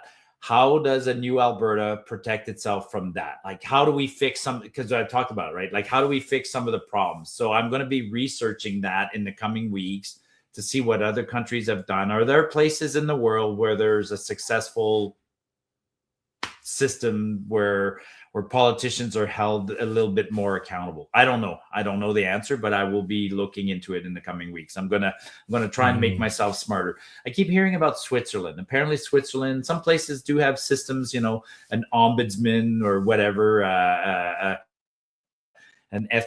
real ethics commissioner with real with teeth who can say, nope, that's against the House of Commons rules and you can't do that. But I don't know what the answer is.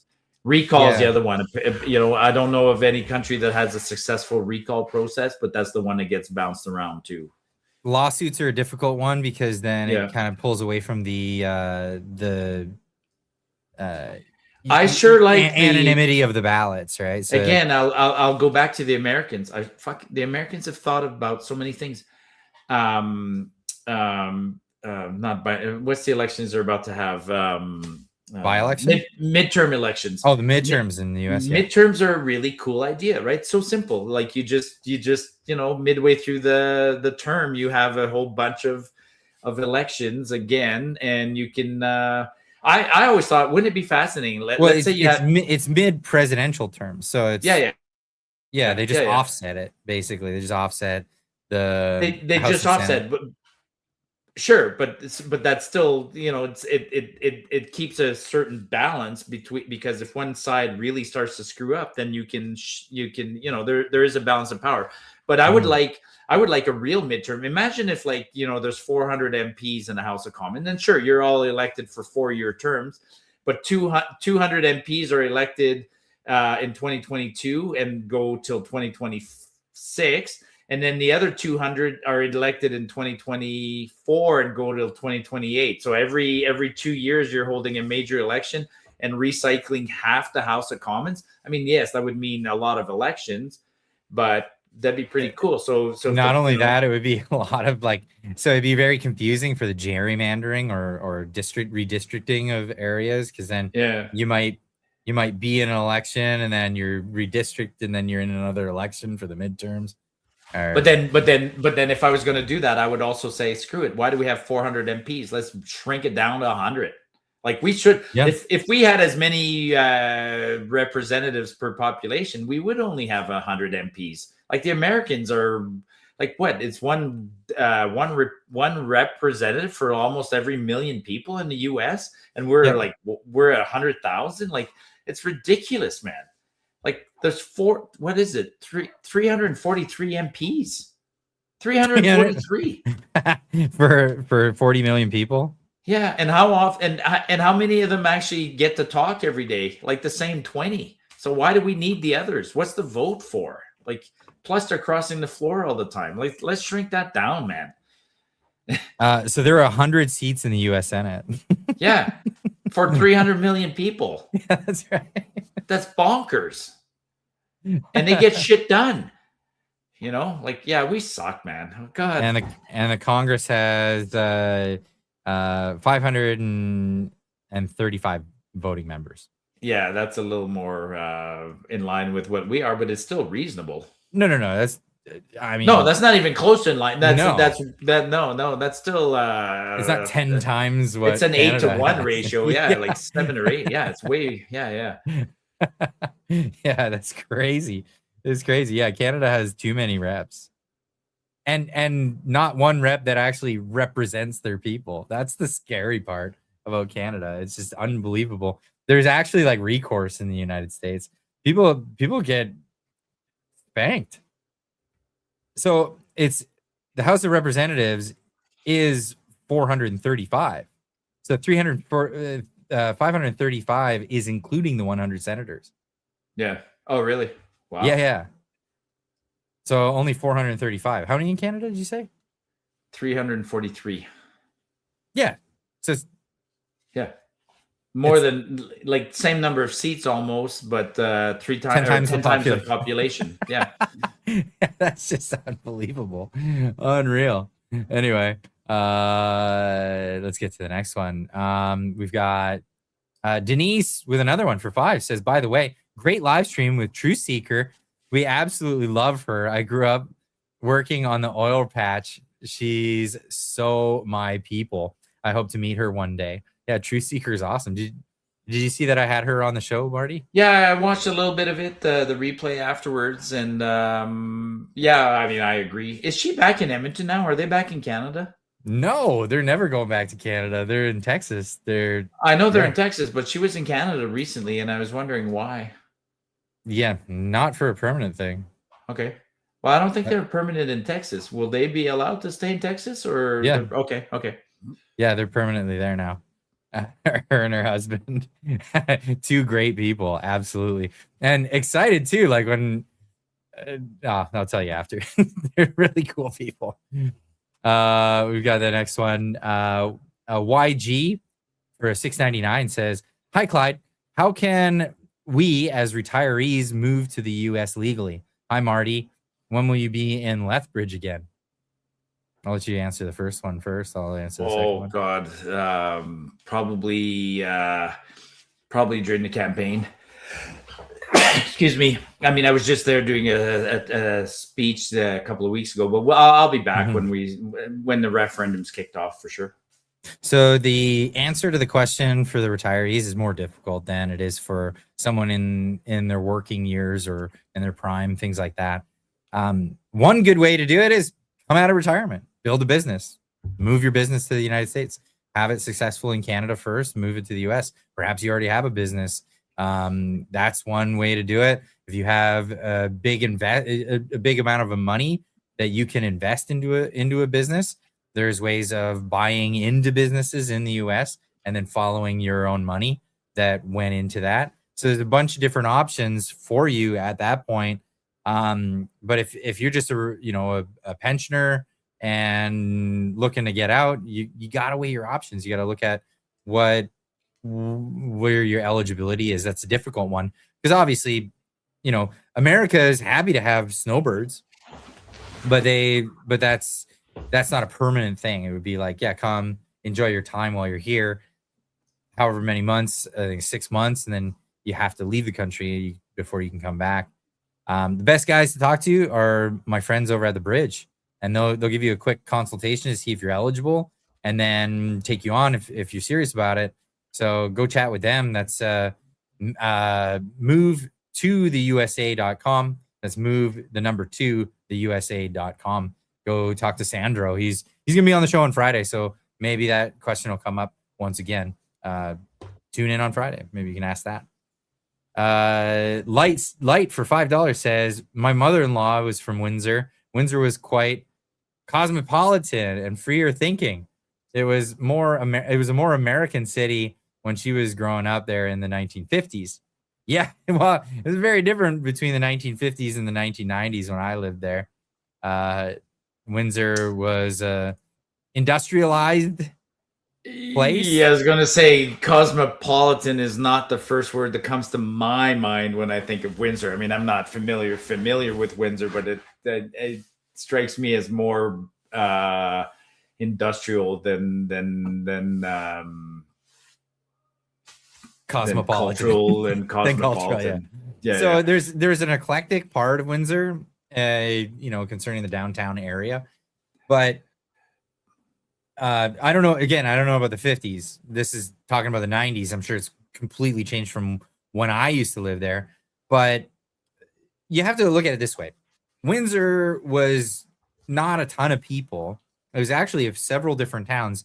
It was, Walkerville, Riverside, all these Tecumseh, all these different towns that all amalgamated and became Windsor, or the greater Windsor area.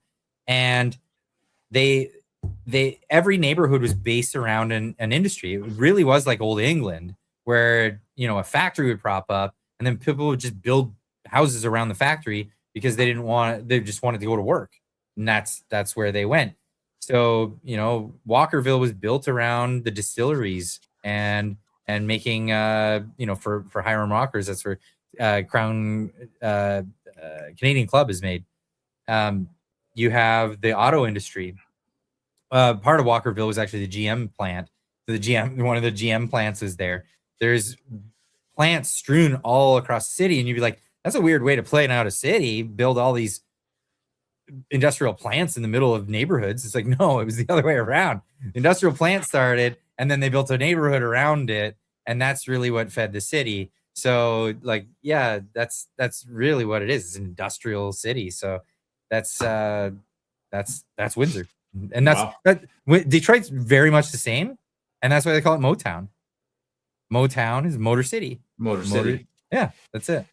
That's where they have these factories. We've got Chon for 279 says, thoughts on the FN rally in Edmonton? I don't know about this. Do you know about this FN rally?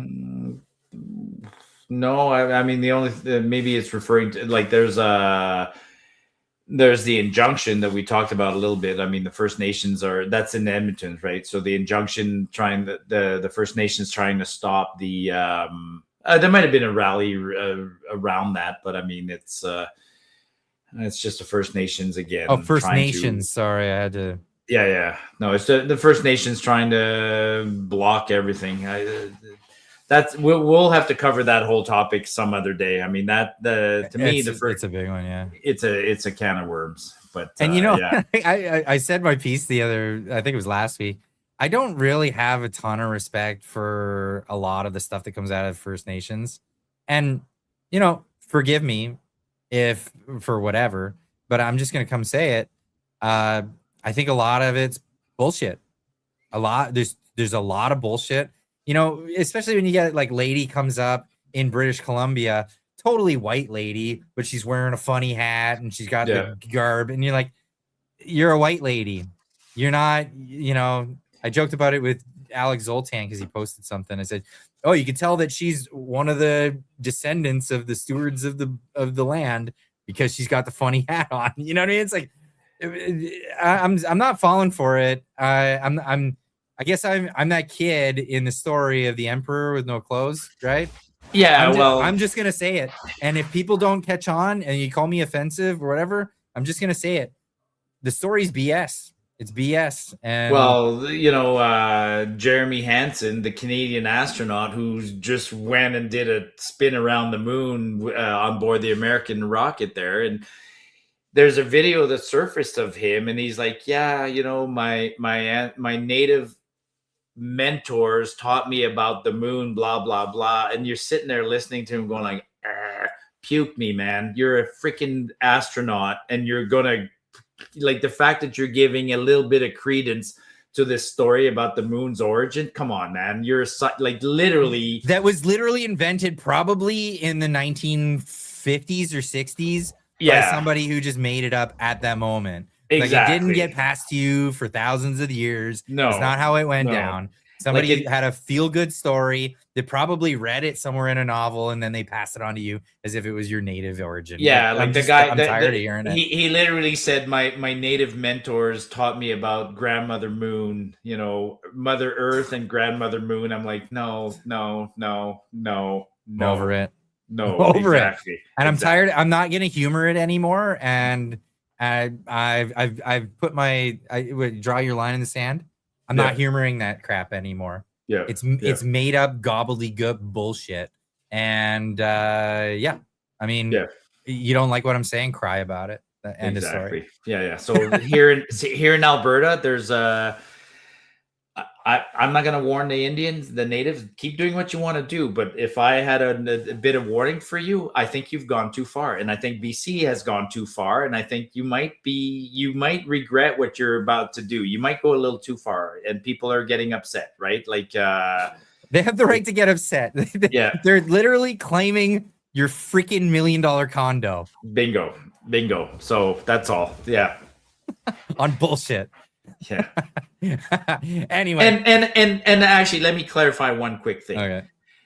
It's not all natives, especially here in Alberta. No, right? of course. So and the protest Marty, there you're doing the not all. You're doing the not all. We know it's not all. It's a small minority, but they're very vocal. They're very vocal. Yeah. And then here in Alberta, specifically in court right now, it's the chiefs. It's the chiefs. It's not the band members. It's the chiefs.